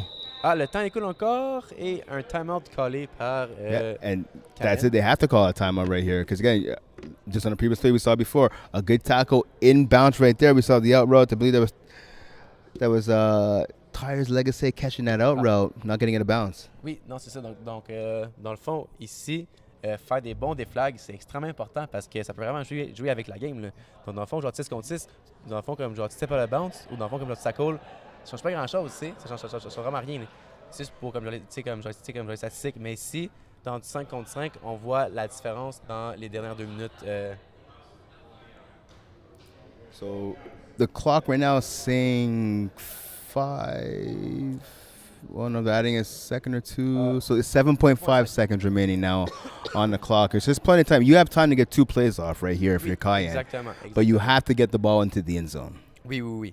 Dans le fond, si c'est ça le cas, si tu fais ton onside kick, tu dois aller pour l'end zone parce que tu n'auras pas le temps pour faire un jeu après. Donc, ça met quand même un peu de pression. Dans le fond, ils devraient peut-être essayer de faire le coup de toucher, mais dans le fond, ça met la pression sur eux de devoir scorer 2 jeux de suite essentiellement. But you know what, actually, so if they score here and there's time left on the clock, they don't have to actually go for the end zone on the onside kick because the onside kick doesn't take any time off the clock. It's an untimed play, the onside pass. OK, merci. Or run if you go with it. Oui, OK. By the way, before they get to that onside, they got to get the ball in the end zone here. Exactement, je suis un peu trop rapide sur ça, c'est vrai. Donc là, on va en arrière, nous avons deux carrières. So Corbett Hiboux gets the ball, the original quarterback over now. Like I say, quick pass to Corbett Hiboux, touchdown! Quelle balle lancée par la backup carrière, comme qu'on peut dire. Beautiful play call, beautiful pass right there. So now we're seeing, so it's 32-24, I believe the lead should be right now for on le voit sur le tableau. Subzero. Donc, dans le fond, là, le temps est coulé. Qu'est-ce qui va marcher avec leur onside? Donc, ils doivent-tu aller pour l'end zone ou... Parce que ça dit 0-0 sur le cadran. I'm not sure what the debate is right here. See, the coach coming onto the field, I'm not sure what they're thinking about here. It has to be an onside. Oui.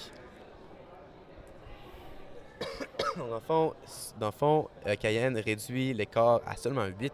Mais dans le fond, tu dois quand même aussi réussir ton 2 points si tu marques.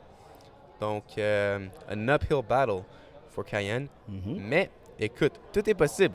On a vu des trucs plus fous arriver dans ce monde. So again, they're down by 8 right now, 32-24. Oui. So for some reason, Cayenne here is going for the 2-point convo, which would make it a 32-26 game, even if it's successful. But you have to wonder the logic behind this play here. Nonetheless, we continue. 2-point convo here. Quick pass, and it's caught for the convo. Ah, donc ils ont peut-être avait plus timeout pour faire le onside kick, ça se pourrait-tu? So that catch was made there by number 8, Renault, but that'll do. We see the final whistle has been gone, and Subzero oui, une victoire de Subzero. Are your Division A women's champions, winning by a score 32-26. I have no idea why, unless the Renault, you know what, I think Cayenne didn't have any timeouts. I think that's what it was. Yeah. Timeout. Yeah, that could be the only logical explanation. We saw, I'm sure, as you guys can hear at home, was picked up on the booth. A lot of our other commentators and players were saying they should go for the onside pass, but nonetheless they elected not to. So again, Subzero winning by a score of 32-26. A lot tighter game than many people anticipated, right? Again, Subzero's been the cream of the crop in this league. What do you think for them was the key to this W? Écoute, dans le fond, les filles étaient quand même down, genre 2 touchés à la fin, dans le fond, vers la fin de la première demi. Mais je crois que les filles sont toutes restées calmes. Dans le fond, comme ils savent que leur équipe, c'est la meilleure de la ligue. Dans le fond, ils sont restés calmes et confiantes avec leur jeu. Puis chapeau aussi, genre aux coachs qui ont sûrement aussi calmé les filles. Dans le fond, comme calmer les troupes pour dire dans le fond, que la game n'est pas terminée puis de rester sur leur jeu qu'ils font depuis genre week 1. Okay, and so looking at Cayenne right now, I mean, obviously they give it their best shot. They were up 18-6 at one time in this game. What do you think was the turning point for them, just not to be able to finish things off? Ouais, ben dans le fond, comme dans chaque partie de flag, se faire marquer genre un touché vers les derniers jeux de la demi, c'est vraiment genre comme deflating. Donc dans le fond, je crois que dès que dans le fond ils ont comme perdu leur momentum, c'était lorsqu'ils ont laissé leur point se faire. Ouais.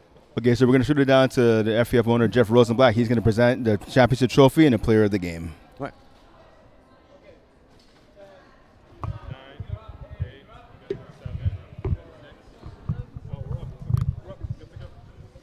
We are good to go, I hear. Ladies and gentlemen, I'm here with the 2024 Women's A champs, Subzero. Laurence, come get your trophy, please.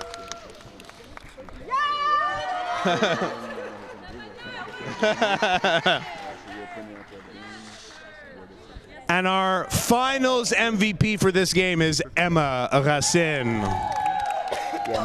Can I get Emma and Laurence, please? Emma and Laurence, both of you. You guys have been here before. This is not your first win. Not your first win.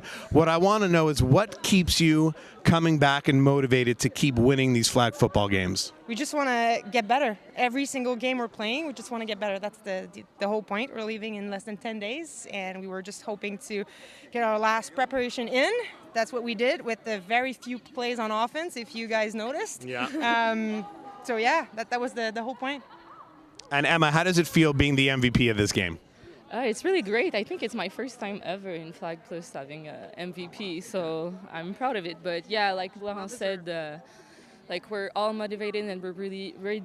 Pardon me. We're ready to go in Finland, and it's the girls all. C'est toute notre passion de jouer au flag, puis c'est ça qu'on est là pour. Amazing. So just let you know, Subzero going to Finland in a few weeks to represent Canada in a huge international flag football tournament. So once again, Subzero, the 2024 Spring Women's A Champs. Back to you guys. All right, thank you, Jeff. So obviously, again, well-deserved MVP for Emma Racine, 3 TDs in this game. What's your opinion of her and her performance here tonight? Well, yeah, well, look, having like a receiver that's like reliable and always catching those balls is very important as a team, and we saw how important that was today. She played really, really well, and she well deserved her like MVP. Again, obviously, so Subzero going to Finland, as Jeff was talking about, to take part in a team to represent Team Canada in the championship in flag football. Going from that, though, to the Olympics. Obviously, the Olympics wrapped up last night with the closing ceremonies. 2028 in LA, the Olympic Games, the Summer Games for 2028 will be the first time flag football is introduced into the games. Some of these players we saw on the field here tonight will be part of Team Canada playing. You have to imagine, especially some of the players from Subzero. I'm excited about it. I think it's going to be huge. What are your thoughts on the Olympics and obviously flag football? Ben, comme dans le fond, c'est très très bien de voir genre FlagPlus Football, genre s'ajouter avec genre tu sais comme dans le fond comme les règlements qui vont faire voir genre tu sais comme aux Olympiques, genre du 5 contre 5, que les règles qui sont genre standards autour du monde en termes de comme flag football. Donc c'est bien voir ça, puis voir les filles, tu sais comme dans le fond voir des leurs futures genre olympiennes, c'est toujours le fun à voir ça. Donc oui, dans le fond, c'est très très bien voir genre l'expansion genre du flag football, puis être dans le fond comme faire partie de tout ça, c'est vraiment bien. Ouais. All right, so there you have it once again. Subzero are your repeat champions. They complete their path to profession with a 32-26 victory over Cayenne. For Alice Blay, I'm Brent Baca saying thanks for tuning in. This has been our coverage of Championship Weekend here at FlagPlus Football. Congrats once again to Subzero, your Women's Division A champs. We'll see you next time. Merci.